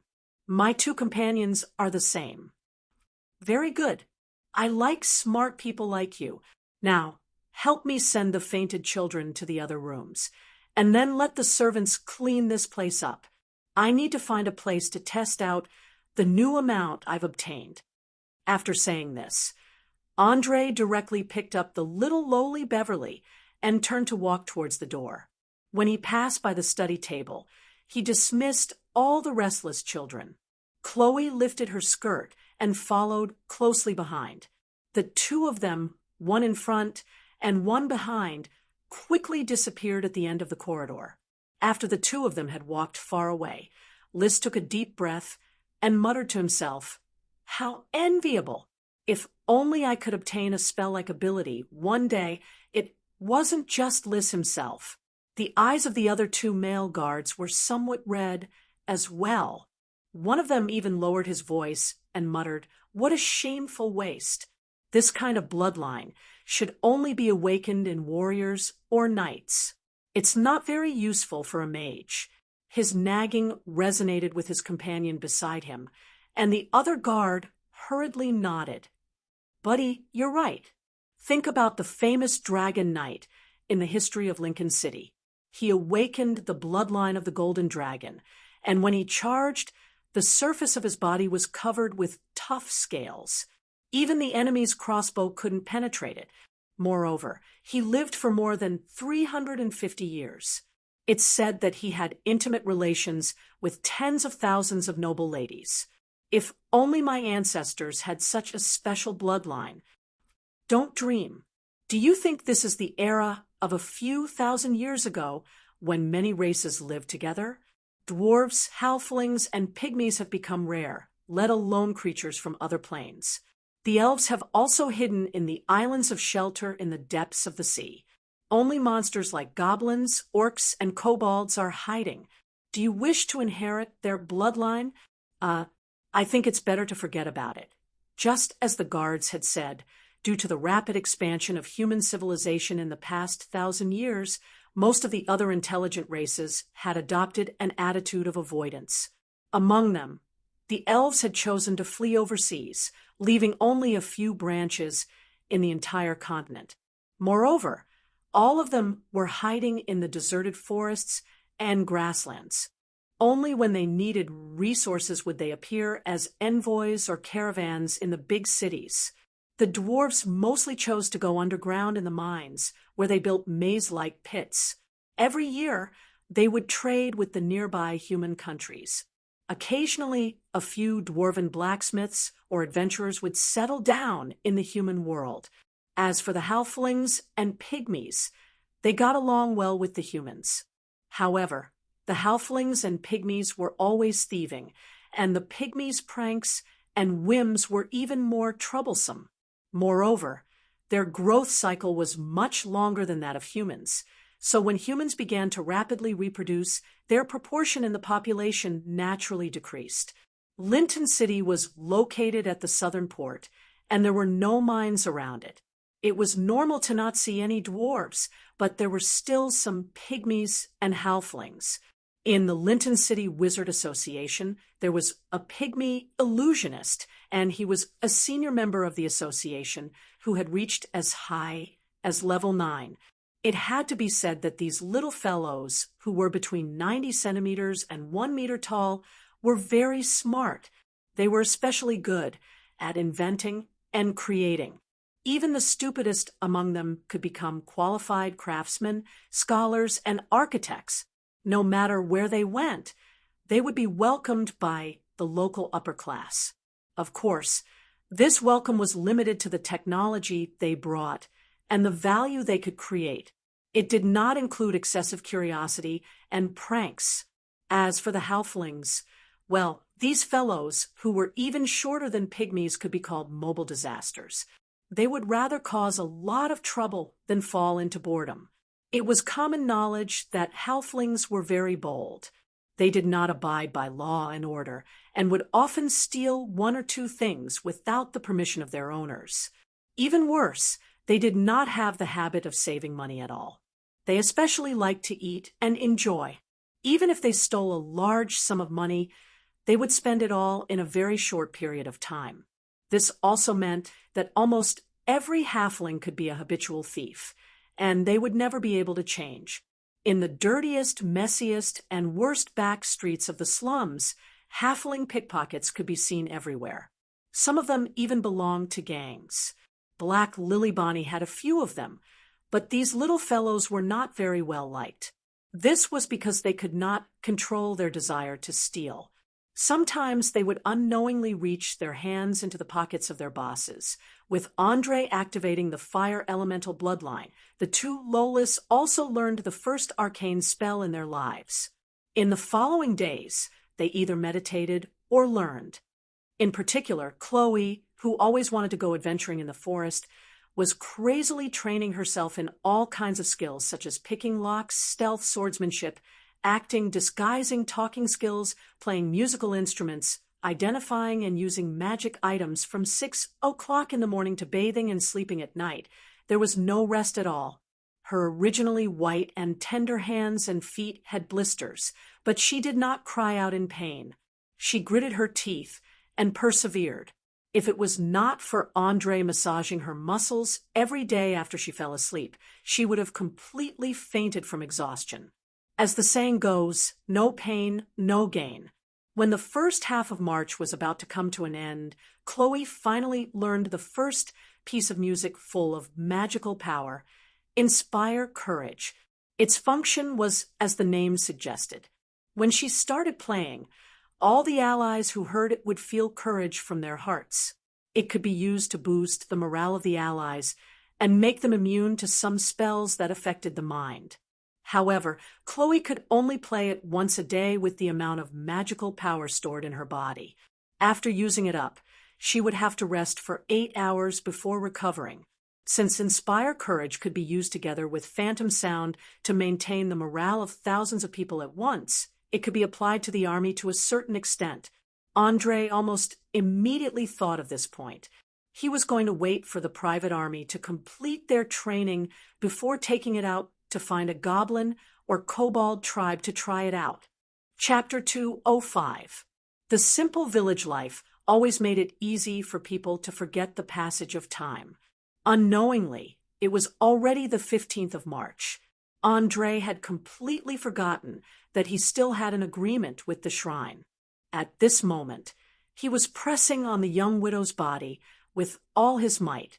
After more than 40 minutes of vigorous exercise, he finally injected his essence into the young widow's body and stopped panting. Elsa hugged her lover tightly. Her white face and neck were full of red. Her snow-white thighs were wrapped around her waist. Her body was trembling nonstop, and it took a few minutes for her to calm down. She held Andre's face and kissed it affectionately. Then she asked softly, "What's wrong with you recently? It feels like your desire has increased a lot. If this goes on, I might get pregnant." "It's because of the fire elemental bloodline. It made my character a little more emotional, passionate, impulsive, and hot-blooded. These feelings that were usually suppressed are now surging out like a tide. Fortunately, it's far from enough to affect my rationality. Otherwise, it would be troublesome." Andre turned over and lay naked on the bed with a bitter smile on his face. It had been more than 10 days since he activated the fire elemental bloodline. He finally felt the change in his thinking, especially the caution that had settled down in his previous life. Some of the characteristics that belonged to a young person were emerging. Now that the bloodline purity was only at level 2, it already had such a big impact. If it was raised to level 5, perhaps even the way of thinking would have a huge change. Obviously, this change was not what Andre wanted. So he had made up his mind that unless he found a solution, he would not increase the bloodline purity. This bloodline purity was not suitable for mages at all. On the contrary, it was more suitable for warriors. After all, a hot temper could help warriors perform better in battle. Berserkers and barbarians could rely on the accumulation of anger to activate a kind of ability called berserk. In a short period of time, their physical fitness would be greatly enhanced. Opponents of the same level would not be able to resist at all. I see. It seems that I have to prepare some contraceptive measures. Otherwise, at most 2 months, something will definitely happen. I don't want others to know about our relationship. It would be too embarrassing," Elsa said as she wiped the mucus from her lower body with a handkerchief. Although these few days were the fastest days since her husband's death. And sometimes she even felt that she was in love. She knew that this kind of thing must not be exposed. Otherwise, all kinds of rumors and slanders would immediately follow. After all, other than those notorious guys, most people still cherished their reputation very much, especially a widowed woman who lived at home. Andre raised his arm and gently stroked the young widow's thigh. He smiled and said, "Elsa, you're really a kind and virtuous woman. If I was born 10 years earlier, I would have definitely married you. As for the pregnancy, don't worry too much. I've already calculated my menstrual cycle. As long as it's not pulled out, it's a safe period. You're really good at sweet talking. But I have to go now. You know it's daytime now. Once Beverly finds that I'm missing, she will definitely be suspicious. She's getting more and more mischievous. I can't handle her anymore." As for the matter of her daughter becoming a mage apprentice, Elsa was pleasantly surprised, but also distressed. After all, as an ordinary person, her intelligence was simply not enough to deal with the little lowly whose intelligence was as high as 16 points. Now, with her many years of life experience, she could barely handle it, but as the little girl's knowledge increased, it was only a matter of time before she was caught. "Hee, don't worry about that little girl. She's busy meditating, researching new spells, reading books, and practicing concocting potions every day. For the time being, she doesn't have time." Before Andre finished his words, there was a sudden knock on the door of the room. Bang! Bang! Bang! Elsa, who had a guilty conscience, was so scared that she shivered. She didn't have time to put on her clothes and hid herself under the blanket. Before she could hide properly, the voice of a servant came from outside. "Sir, outside the castle, there's a group of people who claim to be from the Church of the Goddess of Dawn, Lucia. The female priest in the lead is called Clarice. She said that she had an agreement with you. There are only 6 of them in total, and all of them are wearing armor. They're basically beautiful ladies. Would you like to lower the drawbridge?" The Church of the Goddess of Dawn. Andre suddenly recalled that last month he seemed to have made an agreement with the other party in the middle of this month to explore an underground city in the depths of the border forest. Ignoring the smell of women in the room, he hurriedly got up and put on his robe, covering his orange hair with the hood. He then opened a crack in the door and directly went through it. He then casually closed the door, cleared his throat, and asked, "These ladies are now at the entrance of the castle?" The servant didn't dare to delay, and hurriedly bowed and answered, "Yes, sir. They're at the main entrance of the castle waiting for your reply." After saying that, he carefully glanced at the crack in the door. In fact, the moment he opened the door, he smelled a special smell in the room. It was a smell that only men and women who had intimate activities and secreted large amounts of hormones would emit. At the same time, he secretly wondered which woman was so lucky to actually climb into the bed of this young and handsome noble. If it was a maid, it would be best to quickly establish a good relationship with her. Maybe he could take advantage of this opportunity to get some benefits. In fact, in the Oleo continent, the maids of the noble families were equivalent to tools to vent their lust. They would even share them with their friends, especially in the relatively isolated north. Some boorish nobles would order the host of a banquet to provide delicious maids and use them as an important entertainment for the banquet. Most of the maids, who came from peasant families, rarely rejected intimate activities with noble men. More often than not, they would take the initiative to seduce them. After all, compared to the peasants in the countryside who didn't even take a bath for a few months, the nobles were at least much cleaner and could enjoy a little of the so-called romantic atmosphere occasionally. Of course, in the end, the maids would be able to obtain rich rewards after giving their bodies. First, they could get rid of the heavy physical labor and become a manager among the servants. Second, when they were married, the noble men who had sex with them would pay a sum of money as dowry. No noble would deny this because if they did, they would soon be despised and ridiculed by the whole circle of nobles. They would never be able to raise their heads again.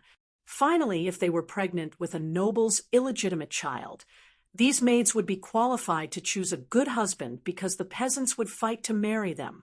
Chapter 206. Although it sounded inconceivable, that was the truth. To an ordinary farmer, it was a glorious thing to be the adoptive father of a child with noble blood. Similarly, a woman who had been slept with by a noble must be a good woman. In their eyes, the things used by a noble old man must be better than the ordinary ones. The noble old man's bloodline was especially noble, so it naturally formed such a culture. Linton City, which had developed maritime trade, was slightly better. At the very least, the right of virginity had been abolished a few hundred years ago and had been changed to a marriage tax. That's right. In this world, marriage had to be taxed, and the amount was not low at all. It was almost equivalent to a farmer's hard-earned savings of 1 or 2 years. Basically, getting married once was equivalent to going bankrupt. The nobles of the Canteru kingdom in the north still exercised this ancient right. However, this was not because they were greedy and lustful, but because there was a very superstitious idea among the ignorant farmers. It was that the blood of a virgin was a terrible curse that could only be broken by noble old men with noble blood. Therefore, the groom would prepare a generous gift on the day of the wedding, begging the local lord to serve his bride, and the lord would reluctantly have some intimate relations with the bride on account of the generous gift. If the bride was too ugly, they would even let their knights and servants do it for them.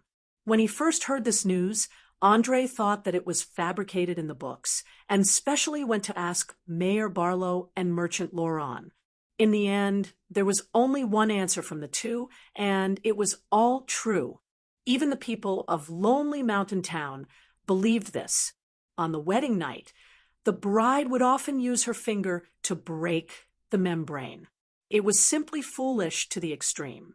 Just as there was a saying, humans were actually no different from other mammals. It was the accumulation of knowledge and experience that allowed us to develop a unique civilization. If we lost this, then the savagery, cruelty, and stupidity of humans would far exceed one's imagination. Under the guidance of the servant, Andre quickly arrived at the main hall.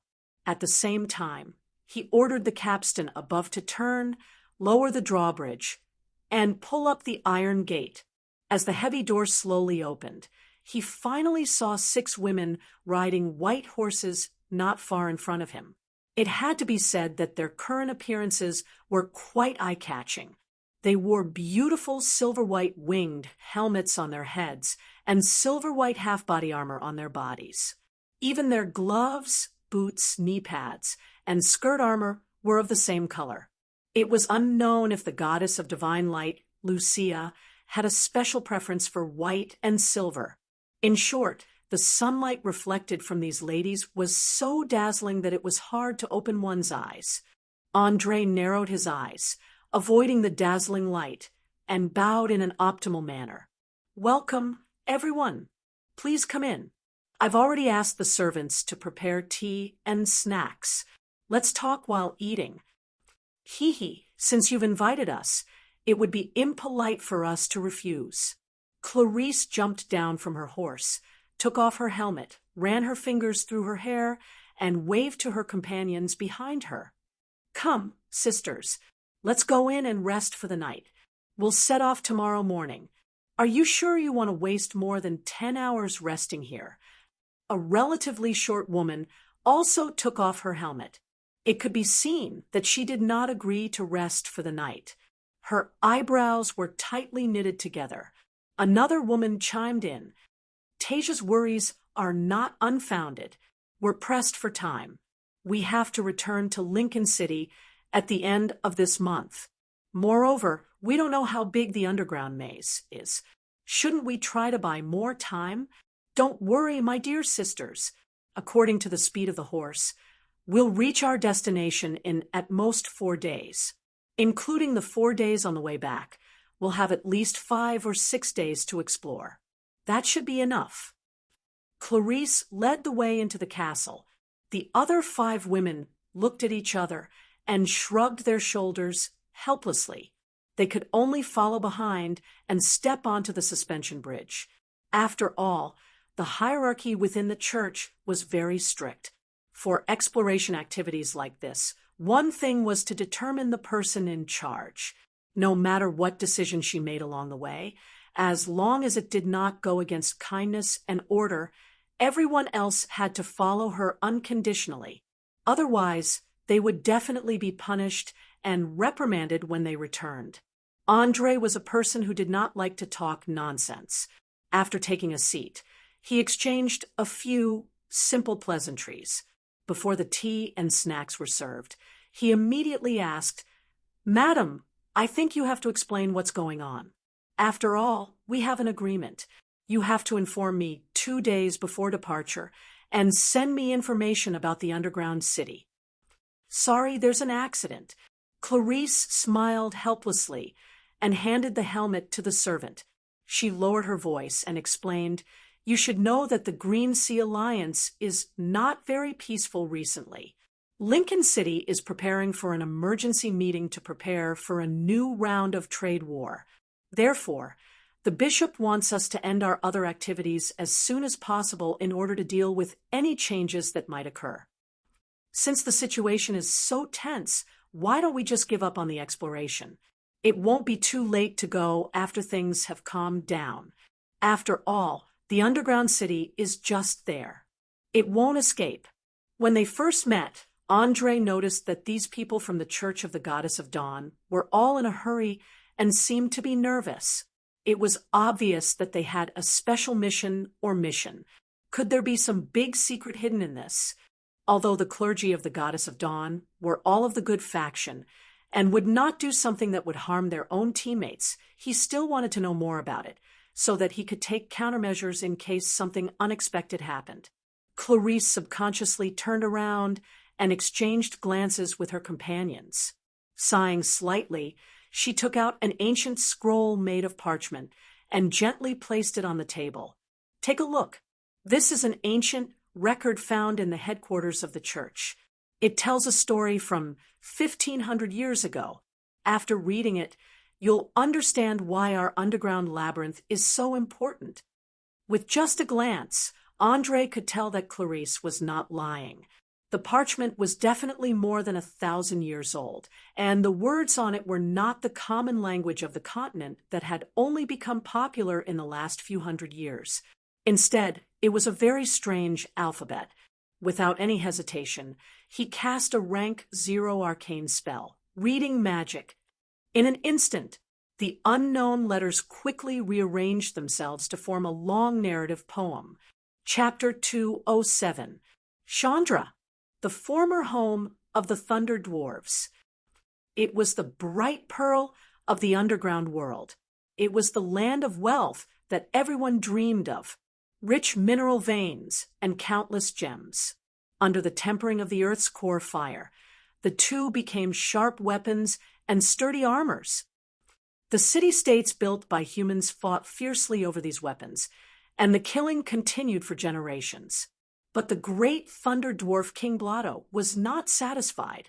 He desired to obtain more achievements to prove himself, just like those famous kings in history. Driven by ambition, Blotto suddenly ordered the craftsmen to use Chandra's treasure, the world's hardest meteorite, coolly to create a powerful magic weapon when he was 350 years old. After receiving the order, thousands of dwarven craftsmen worked day and night, using the Earth's core fire to hammer the meteorite that fell from the sky. It took a full 10 years to create the desired shape. In order to add powerful spells to this indestructible weapon, a total of 30 dwarven rune masters opened a door to another world, trying to inject endless energy into it. But they were far from aware of how dangerous the door they opened was. A terrifying creature silently passed through the passage and came to Chandra. The Thunder Dwarfs knew nothing about this, because they were busy celebrating the creation of an unprecedentedly powerful weapon. The dwarf King Blotto ordered the entire city to party. Limitless wine, delicious food, passionate and unrestrained dwarven girls. All the Thunder Dwarves had exhausted their last bit of energy in this sleepless night of revelry. By the time dawn arrived, all the other dwarves were drunk, except for a few guards who were still guarding their posts. Taking advantage of this opportunity, the terrifying monsters have begun their silent slaughter. No one knew what methods it used, and no one knew how many people died. In short, when dawn came, the pearl of the underground world, the great city of the Thunder Dwarves, Chandra, had become a land of death. A huge shadow shrouded the sky above the city, and every dwarf that was killed was turned into the claws of evil. The terrifying evil was used on the surface, and the black clouds even covered the sky and the sun. The human city-states on the surface prayed to the beautiful goddess of dawn, Lucia, in despair.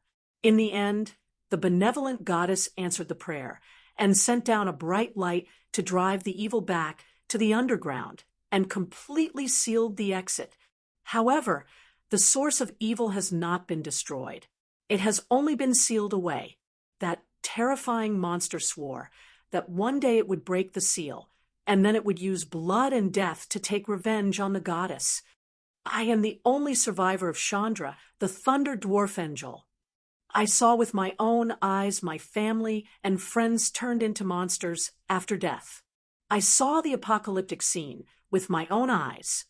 I witnessed all this and warned the world to be wary of the terrifying monsters hidden in the underground. Although this was not the first time Andre had read a long narrative poem about monsters and disasters, he could not help but feel a chill from the bottom of his heart at this moment. As someone who had lived 2 lives, he could easily tell that the contents of this parchment were not forged. It was truly born more than 1,500 years ago, especially the dwarven words written on it. The grammar and rhetoric were completely different from now, and it was very tongue-twisting to read. Moreover, the age of the parchment indicated that it was from, so there was no need to doubt the contents recorded on it. It was obvious that the Church of the Goddess of Dawn was very clear about what was sealed in the underground city. Thus, the main purpose of this operation was to find the seal that was set up back then and see if there were any problems. After all, countless traps had been set up in that place, and most of them were related to magic. Thus, a wizard who understood the laws of arcane energy was necessary. After understanding everything, Andre threw the parchment that recorded the story on the table and asked while looking at the plan of the ruins, "So, our mission is to check the seal?" "That's right, this is the primary goal. But I'm afraid the process is not as simple as you think because, according to the conclusions of the adventurers, the temperature inside is so low that it's almost frozen. I believe that, as a wizard, you should understand what that means." Clarice replied with a serious expression. "The negative energy is seriously excessive. I don't think there's a second explanation other than a large number of undead entrenched there. It seems that if we want to enter the depths, we'll have to fight a fierce battle. I hope you have enough holy water." Saying this, Andre's mouth slightly raised, revealing a playful smile. "Sorry, I have to correct you. Our mission is not only to check the seal, but also to clean up all the monsters entrenched there, because the existence of these guys is a huge threat to the seal. As for the holy water, you don't have to worry about it. Every one of us has brought enough holy water, and the priests can also transform at any time. Even if there's a large group of vampires living there, I can guarantee that they'll all be purified." Tasia, who had a straight face from the beginning, couldn't stand the way the two were talking, so she poured out everything in one breath. There was no doubt that she was a typical impatient person. Although she looked very beautiful, she was an out-and-out fanatic in her bones. Andre, who had always flaunted himself as a gentleman, didn't show the slightest bit of anger because someone interrupted him. Instead, he smiled and spread out his hands. "No problem, I'm not in charge of fighting anyway. When we reached an agreement, we said that I'm only in charge of solving the magic puzzles and traps, and the church will be in charge of fighting." Clarice shrugged her shoulders indifferently. "Don't worry. The 6 of us will be in charge of all the fighting. When it comes to dealing with undead creatures, priests and paladins are far more powerful than mages." Saying this, she turned around and pointed to the companions sitting on her right. "This is Katerina. She's a 6th-level paladin. This is Elabella, a 7th-level priest. This is Tasia. I believe you already know her. She's a 4th-level warrior and a 4th-level priest. The 2 identical twins are Bridget and Daisy. The taller one is the younger one, and the shorter one is the older one. They're both warriors and priests. As for me, I'm a 9th-level priest, and I'm also in charge of this operation." Chapter 208. "It's nice to meet you." Andre stood up and bowed politely. Just as he was about to say something, the sound of hurried footsteps could be heard from the staircase. A few seconds later, Crowley, dressed in battle attire, appeared at the staircase. He was panting as he wiped the sweat on his face and neck. With an excited expression, he asked, "Dear, I heard from the servants that you're going on an adventure?" It was obvious that she had been practicing her swordsmanship and some special skills as a thief in the basement. So she looked a little embarrassed. Andre nodded. "Yes, Didn't I say some time ago that I'm going on a trip in the middle of this month to explore an ancient underground ruin? Now, the time has come. Wow, that's great. Chloe waved the rapier in her hand excitedly. Then she quickly put on a pitiful look and said coquettishly, "My dearest lover, you won't leave me alone to enjoy this adventure alone, will you?" Ha ha. Andre was amused by the girl's appearance. He raised his hand and gently pinched her nose. "Stop fooling around. I'm afraid it won't work this time. You should have heard what these ladies said just now. Not only are there terrible undead in the underground maze, but there's also a terrible monster sealed there. I don't want anything to happen to you, so stay in the castle obediently. The leaders of this adventure are these ladies, and I'm just a consultant. No experienced adventurer team would take a newbie on a dangerous mission, even if the newbie was really very good. Because they were seriously inexperienced, they didn't know how to deal with crises and sudden situations. If they weren't careful, they could kill the whole team. Obviously, Chloe was such a newbie who could kill everyone. Although she was already a trainee bard, it was estimated that she hadn't even killed a single animal until now.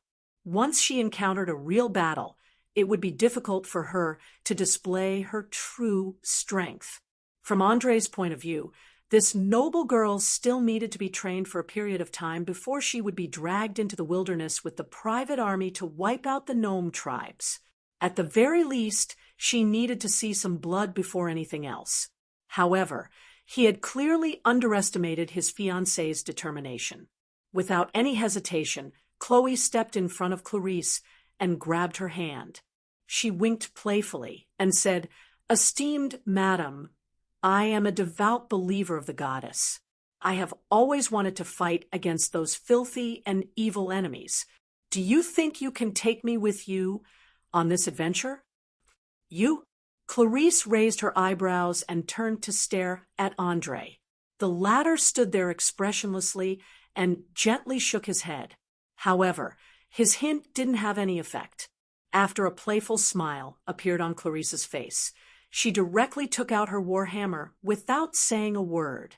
She walked to an open space and gently crooked her finger. "Come, use your sword to prove to me that you can be a qualified adventurer. Remember, you only have one chance." "Please rest assured, madam, my sword will definitely not disappoint you."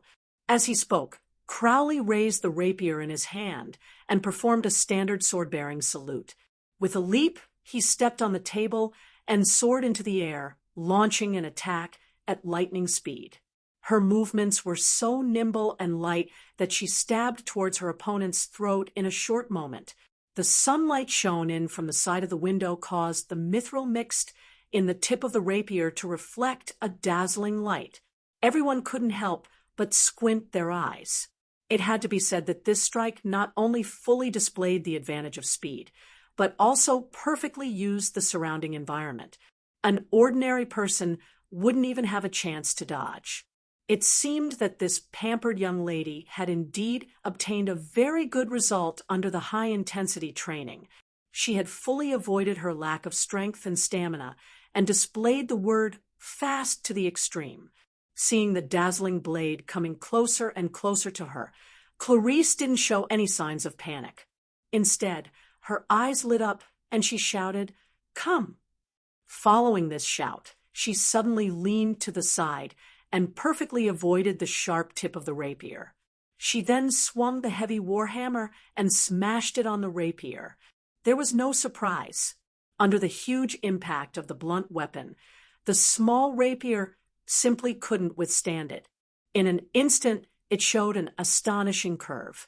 From the degree of deformation, if it wasn't for the large amount of mithril mixed in, perhaps it would have broken into two. "Ah!" Chloe screamed. Her entire hand was numb from the shock. She almost lost her grip on the rapier and let it fall out of her hand. Because she had been fighting with a thief for a long time, she didn't know how to deal with heavy weapons, especially warhammers, axes, greatswords, warhammers, flails, and so on. She panicked for a moment. However, in the blink of an eye, it was too late. The young lady suddenly remembered a sentence that Lys had once said. In a real battle, never consider the so-called noble demeanor and righteousness. Use all the methods you know, or you will soon experience something 100 times more terrible than death. Although it wasn't a life and death battle, she was still quick-witted. She suddenly opened her mouth and let out an ear-piercing scream. Ah, ah. This sound was so loud that it was obviously supported by the illusory sound spell. Clarice felt that her ears were about to be deafened. Her brain couldn't help but feel a little dizzy. Taking advantage of the moment when her opponent's attention was distracted, Chloe stabilized her trembling hand and rushed forward.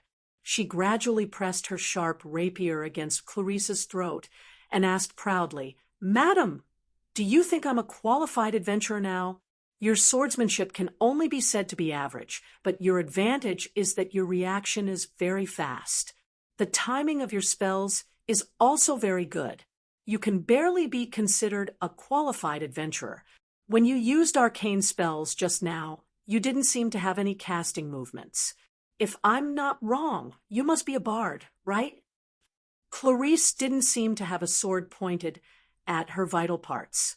She spoke with a smile on her face. In fact, she didn't even use her full strength.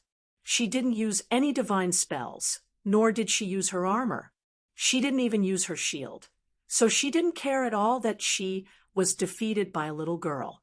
Everyone on the Lyle continent knew that the true strength of a priest was the divine, spells bestowed by the gods. It was a completely different system from arcane spells, but it was still incomparably powerful. A priest who used divine spells and a priest who didn't were two completely different things. The former was only a relatively weak warrior, while the latter was a superhuman injected with hormones. Chapter 209. Chloe, who had never been scheming, nodded excitedly. "That's right, I'm a bard." To her, this was the only opponent she had defeated after a month of rigorous training. Before this pitiful noble girl had been defeated by Lys time and time again. If it wasn't for the fact that she could see improvement every few days, her self-esteem might not have been able to take it. One had to know that the nobles of this world weren't weaklings who couldn't even truss up a chicken. Even the worst of the nobles were proficient in swordsmanship, horsemanship, arithmetic, and some other professional knowledge. Especially swordsmanship.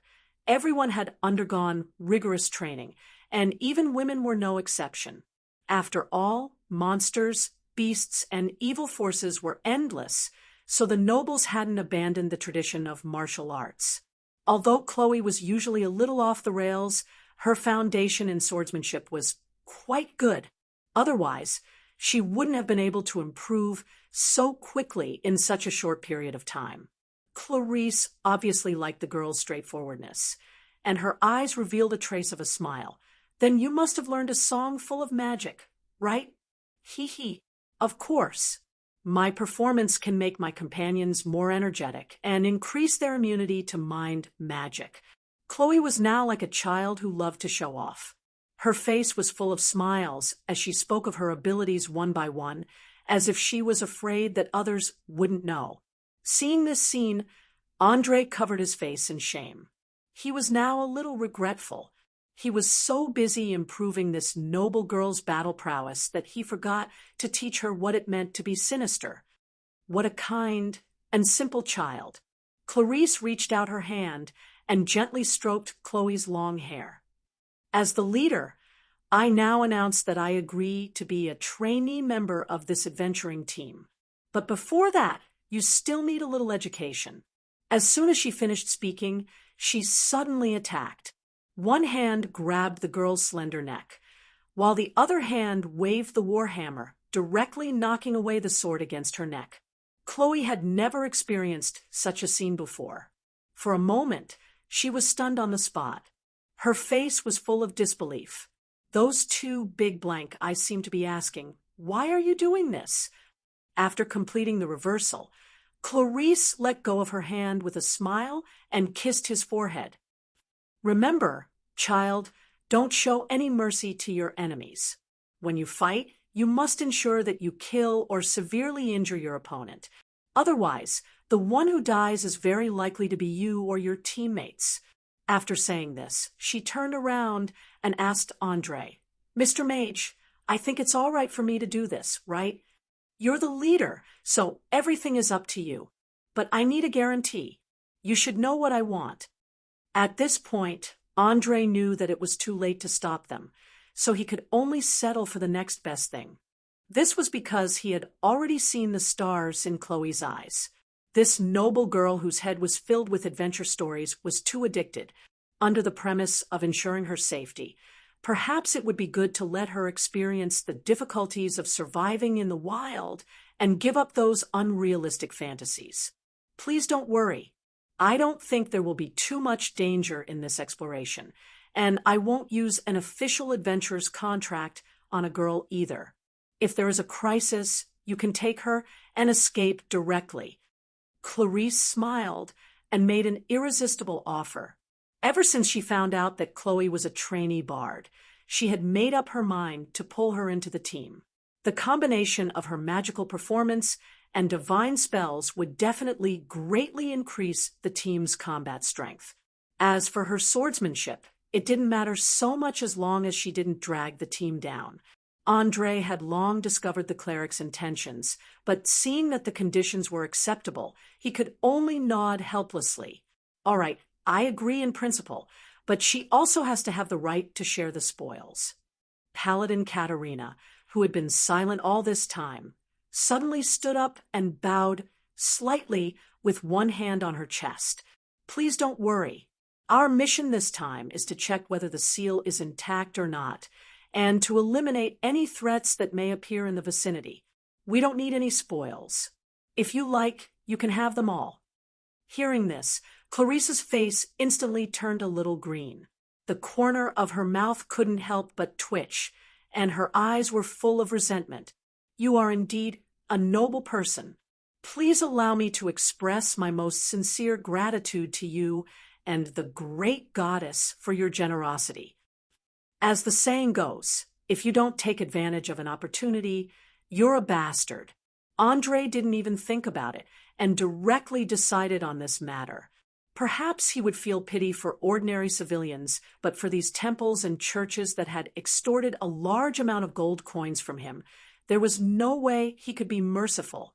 In any case, the other party was already rich enough, and he didn't have any psychological burden at all to take advantage of them. Today, he finally understood why in countless books, words such as noble, holy, righteous, selfless, and so on were used to describe the saint samurai. It was as if these guys were the embodiment of kindness and justice. It was simply laughable. It turned out that the author of the book was not wrong at all. All the treasures that could possibly appear in an ancient underground maze were given away so easily without any bargaining or hesitation. It was as if wealth was a sin and a burden to her. From beginning to end, her expression didn't change in the slightest. In the whole of Orire, there was probably no profession more special than a paladin. This was because it was completely different from other professions that required learning and training. Paladins used a powerful force called inspiration to turn an intelligent being into a guardian of kindness and order. All paladins had to abide by 3 basic principles, which were the passion for pursuing the ultimate good, the will to uphold the law, and the power to repel evil. It could be said that everyone who could become a paladin was an out-and-out good person, and they were willing to lend a helping hand to anyone who needed help, even if the price was their own life. No matter if it was a beggar with a festering body or an enchanting noblewoman, they were all treated equally. Money was like dirt to them. When they joined the adventure team, they were often the ones who contributed the most and bled the most, but they never cared about the reward. Sometimes they would even donate all their savings generously. To some extent, these guys were the most glorious embodiment of human nature. Their existence made the whole world a better place. At least when the disadvantaged were bullied, the first thing they would think of was to look for paladins. This showed how noble they were in the hearts of the people. Chapter 210. Unfortunately, there were too few paladins. They were one of the rarest among all the professions. There were only 6 paladins in the whole of Lincoln City, and Katerina was one of them. The remaining 5 mostly chose to serve the gods of the good faction, often appearing on the front lines against evil and conspiracies. Every day, she was the first to wake up and the last to sleep. She would pray twice before the sun rose and set. She would even wait until everyone was full before putting the leftovers into her bowl. In just a few days, she had displayed the noble soul of a paladin. The other party's actions made Andrei feel a sense of shame that he had never felt before. He had thought that after living 2 lives, his skin had long been tempered to the point of being invulnerable. As long as there was a need, even if it was an ugly woman, he would still be able to say mushy words of love. Unfortunately, he had forgotten what it meant to feel ashamed. In front of a saint with almost no flaws in her morals, as long as there was still a trace of kindness left in his heart, it would instantly trigger the shame hidden in the bottom of his heart. Furthermore, he was not considered a bad person. After all, since transmigrating to Or, he had not done a single bad thing. On the contrary, he had done a lot of good things. Otherwise, his faction would not be neutral and good. Seeing Andrei's conflicted expression, Clarice, who was sitting next to the bonfire, held back her laughter and pretended to be serious as she asked, "Dear Mr. Mage, how does it feel to be interrogated by your conscience?" As a priest with sharp senses, she had long noticed the change in Roland's emotions not long after he left the castle.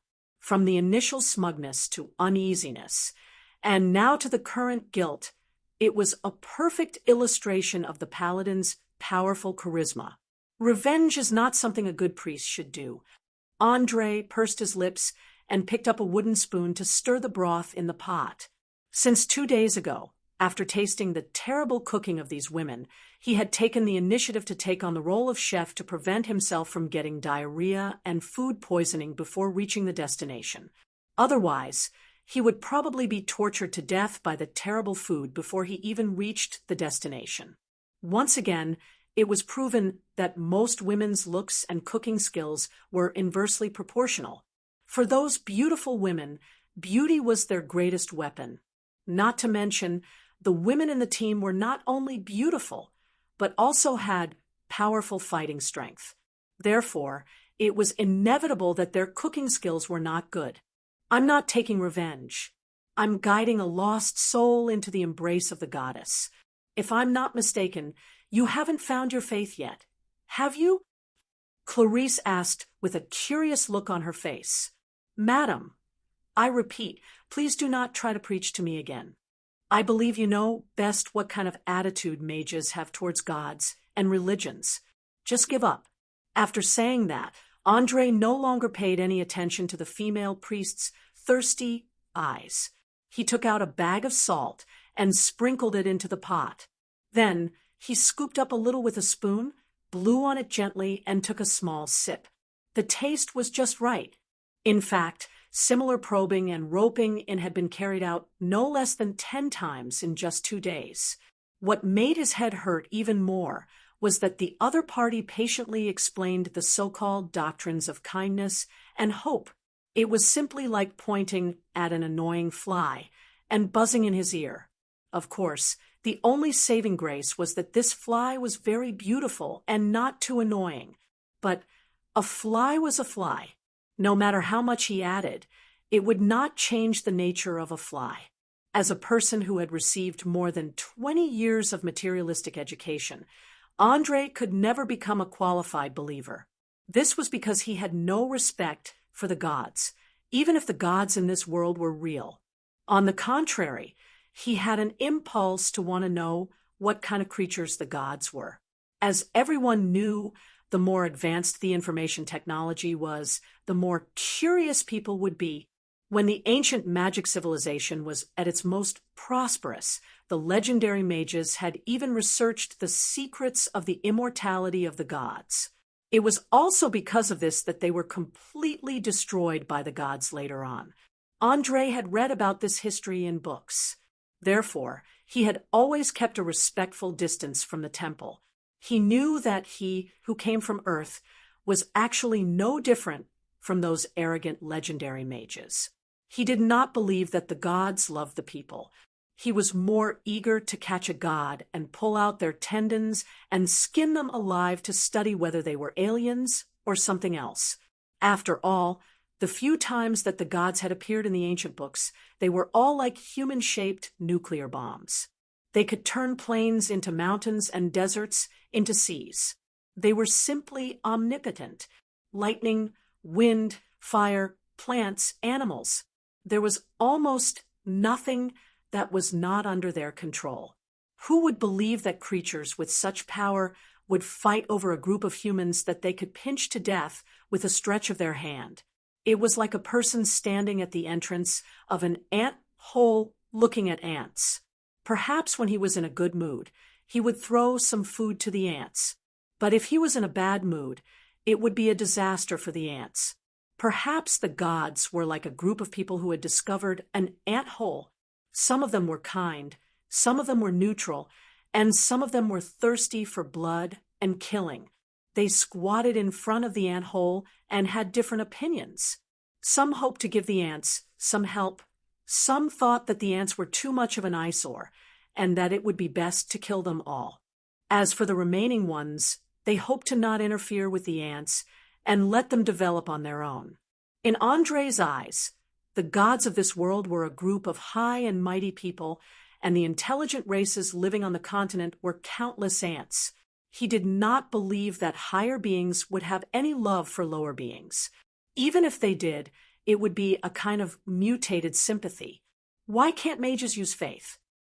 Many mages in Linton City have become believers of the gods, although their devotion needs to be tested. I think this is a very good start. The goddess once taught us that any power must be restrained. Power without restraint is dangerous and uncontrollable. It will bring unimaginable disaster to the whole world. Clarice did not have the slightest intention of giving up. She was still talking about the contents of the scripture. She obviously wanted to take advantage of the fact that André was still underage to change his mind and fight for a promising spellcaster for the church. However, she did not know that this youth who looked to be only 14 or 15 years old had already lived 2 lifetimes. Otherwise, he would have already picked up his mace and started killing people. Chapter 2:11. André smiled and shook his head at the stubbornness of the priestess. I'm sorry, but I think the opposite. Maybe in your opinion, it's best for the whole continent to remain the same. Everyone has their own job. No war, no hunger, no worries. Everything will run according to the ideas of the goddess of dawn, Lucia. But in my opinion, this is a restriction on thought and creation. Well, let's end the discussion about faith here. I think we can eat now. Although Oriar had many gods, it was far more open-minded than on Earth when it came to faith. At least there was no religious persecution, so he dared to blatantly declare himself a non-believer. Many books recorded that faith was the recognition of the gods from the bottom of the hearts of mortals. It couldn't be forced and could only be interfered with through guidance and education. Coercion and threats often had the opposite effect.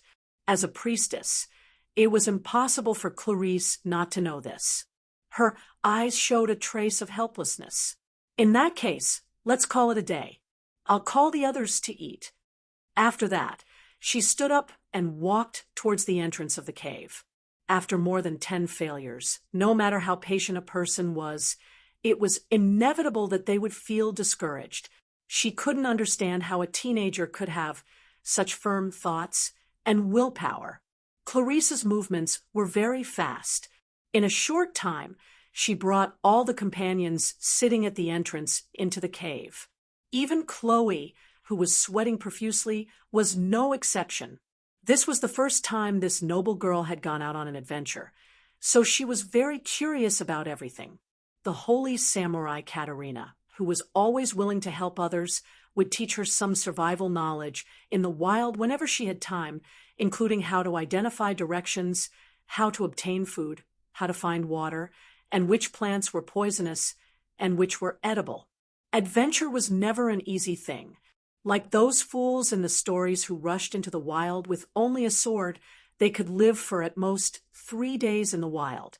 After 3 days, they would encounter all kinds of problems.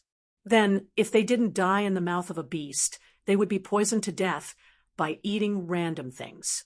It had to be said that Chloe's performance far exceeded Andre's expectations. Not only was she not defeated by the fatigue of the journey, but she also gritted her teeth and persevered. Every day, she still had the energy to ask her teammates about how to become a qualified adventurer. The girl was like a dry sponge, crazily absorbing knowledge all the time. Although she still looked very young, it wouldn't be long before she could occupy a place in this elite team. What a nice smell. Tell me, what's cooking in the pot? As soon as they entered the cave, Chloe sniffed around. She didn't look like a noble lady at all. She was more like a cute puppy. Rabbit meat, mushrooms, wild vegetables, and a little bit of spices and salt. I also roasted some sausages. The main dish is the same as lunch, dried bread. Although it's a little hard, it'll be fine after soaking it in the soup, Andre said as he ladled a bowl of soup for his fiancée. In the dangerous wilderness, adventurers usually only ate 2 kinds of food: dry food, dried meat, and sausages that they carried with them. The other was to make a pot of chowder with ingredients. It was already good enough if it could fill the stomach. As for the taste, it was completely out of the question. 2 days ago, he saw Chloe throw some random things into the pot and slowly make a pot of chowder. He almost vomited, especially when the dried bread was boiled in the soup. The disgusting appearance was no different from sticky vomit. The spoiled, Chloe almost threw up her stomach. The stories of bards were always praising the greatness of the hero, the evilness of the enemy, and the thrilling stories. They would never mention the dangers and hardships of adventurers. Some adventurers could even die in an instant just by eating the wrong thing. Adventuring was never a child's game. It wasn't beautiful either. Only those who thirsted for wealth, fame, power, and excitement, and didn't fear death would choose this path. If possible, Andre would never let such a kind-hearted girl like Chloe join. The reason why he didn't forcibly stop her was because he wanted her to suffer a little and back off. But it was a pity that Chloe's thirst for adventure made her overcome the physical discomfort. Even when riding a horse and scraping her thigh, it didn't affect her yearning for this kind of life. Perhaps, as the saying went, in this world, there were a small number of people who were born with the blood of exploring the unknown. Even identity, status, and death couldn't stop their exuberant curiosity. There was no doubt that Chloe was a typical example of this kind of people. Without any hesitation, she directly picked up the inferior food that she usually didn't even look at and stuffed it into her mouth. She didn't show the slightest bit of a delicate noble lady. While eating, she asked, "We have been running in the forest path for 2 days. How long will it take to reach our destination? I can't wait to see what the maze looks like." "It should be 1.5 days, but you'd better not be too excited," according to the narrative poem written by the Thunder Dwarf survivors. "I speculate that this ruin is likely to be the entrance to the Underdark. Coupled with the abundant negative energy, it wouldn't be strange if there were undead and underground monsters. So from now on, everyone has to be vigilant." After saying that, Andre raised his hand and gently knocked on the girl's forehead. Although, according to the mission prompt in his retina, this mission shouldn't be too dangerous, he still felt that something was wrong, as if he was being watched. Ha ha! Ancient horror legends, gloomy underground cities, and evil monsters. My luck is so good to be able to experience all of these on my first adventure. Chloe not only didn't show any fear, but her eyes were shining, and she seemed to be eager to try. Andre's mouth twitched slightly. He helplessly shook his head and said, "You'd better forget the unrealistic descriptions in the stories. Always remember what you learned in the swordsmanship class. Remember, after entering the underground, you must obey my orders. You are not allowed to be more than 2 meters away from me. Otherwise, don't expect me to bring you out in the future." In order to prevent any accidents, he had to threaten Chloe. Otherwise, who knew what she would do? It should be known that the older the underground ruins, the more dangerous it was. Whether it was the traps inside or the monsters, all of them were enough to kill those who weren't careful enough. Otherwise, the temple wouldn't have specially invited a mage to accompany them. The main reason was that mages had a rich reserve of knowledge and could find a way to resolve the crisis at the critical moment. Chapter 2:12. Child, he's right. With your current combat level, you won't be of much help for the time being. Just stay by the mage's side. Although I don't think there's any danger in this inspection, it's still better to be careful. Clarice knew very well that the kind-hearted girl in front of her was a complete newbie, so she hoped that she would be able to use her magical music to inspire courage in critical moments. Other than that, she just needed to stay in a safe place and learn from her experience. "All right, I promise to stay at the back of the team," Chloe replied listlessly, ignoring the depressed girl. Andre ate his dinner while staring at the maze map. He frowned and asked of the marked mechanisms and traps here, "How many of them do you think are still functional?" Katerina raised her hand and drew a circle on the second half of the map. She then explained softly, "This gigantic maze has been buried underground for more than 1,500 years. Its main purpose is to protect the seal that was originally set up from being destroyed by other evil organizations. So, while the first half is hard to say, the second half is definitely well preserved. However, according to the information sent back by the adventurers, the first half of the cave seems to have become the nest of some monsters and beasts, but they didn't dare to go too deep and retreated. Damn it! Don't tell me you didn't send someone to check on such an important place every once in a while." From Andre's point of view, a place where a terrifying monster was sealed, even if it was guarded by a large number of mechanisms and traps, they should at least send people to check on it every few years. Abandoning it like this was simply a crime. The seal was set up by the goddess herself, and there are messengers around the seal who don't sleep or rest. There are only a few people on the road who have the ability to break it. Moreover, it has been buried underground for so many years. I'm afraid that there are very few people who know about it other than us. After all, in that era, Lincoln City was just a small fishing village, and the Temple of Dawn was just a small altar. If it weren't for the slight earthquake a few months ago, the entrance would definitely not have been exposed. Paladins were indeed the embodiment of kindness and justice. Katerina didn't care at all about the other's questioning tone and patiently explained. Clarice nodded in agreement. "That's right. We only received the order 2 months ago. Otherwise, we wouldn't have known that such a powerful evil force was sealed here." Andre sighed and looked up at the priestess sitting opposite him. "Tell me, what is the horrifying creature mentioned in the poem?" "I don't know. That's all the information the temple has. It seems that other than the goddess, no one knows where it came from or what kind of creature it is. The only thing we know is that it has a special ability to turn the dead into some kind of terrible monster.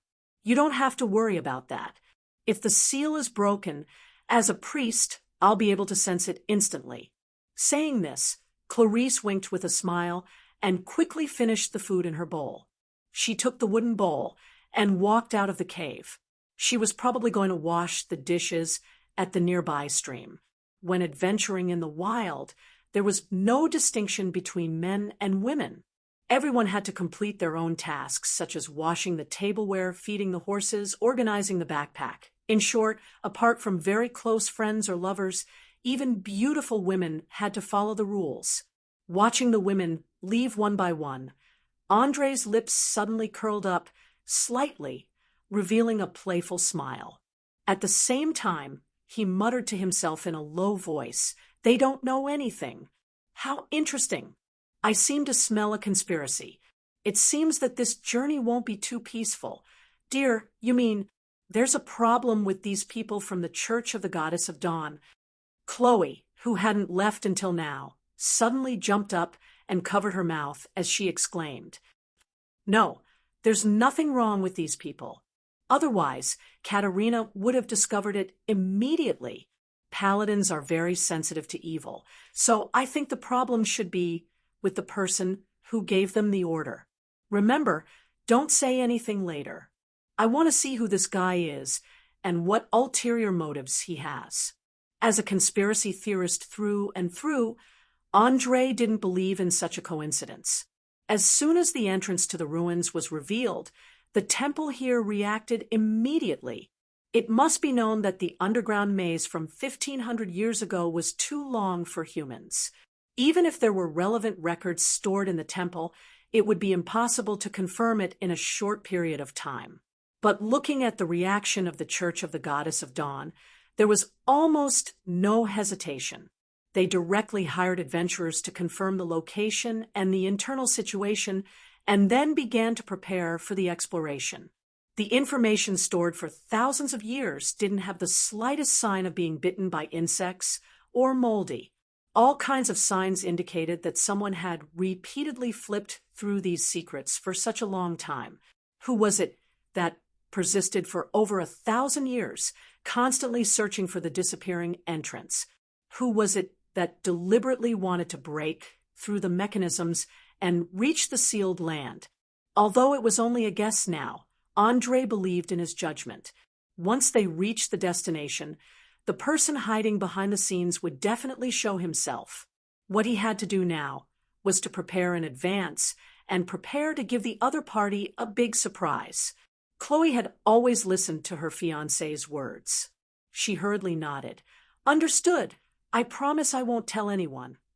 Andre smiled and pinched the girl's nose. "Good girl. Don't worry, the person hiding behind the scenes must not be strong. Otherwise, he wouldn't have to play so many little tricks. He must be secretly following behind us now, waiting for the best opportunity to launch a sneak attack." The reason why Andre didn't tell his judgment to the people of the church was because he had carefully considered it. On one hand, there was no evidence at the moment. On the other hand, he wanted to catch the other party off guard. Moreover, even if he said it, it would do nothing other than infuriate the other party. Following the directions of the map, the group walked forward for a little more than a day. Soon, they saw huge cracks in the ground. Many of the surrounding trees were uprooted. It looked like a mess. A few daring fawns were leisurely grazing. When they noticed people approaching, they immediately went into the bushes vigilantly. Staring at the bumpy road ahead, Andre sighed softly and muttered to himself, "Looks like we'll have to start walking for the last part of the journey." Saying that, he jumped down from the horse and took off his luggage, saddle, bit, water reins, and reins. This allowed the horse to move freely in the vicinity. Even if it encountered monsters or beasts, it would have a chance to escape.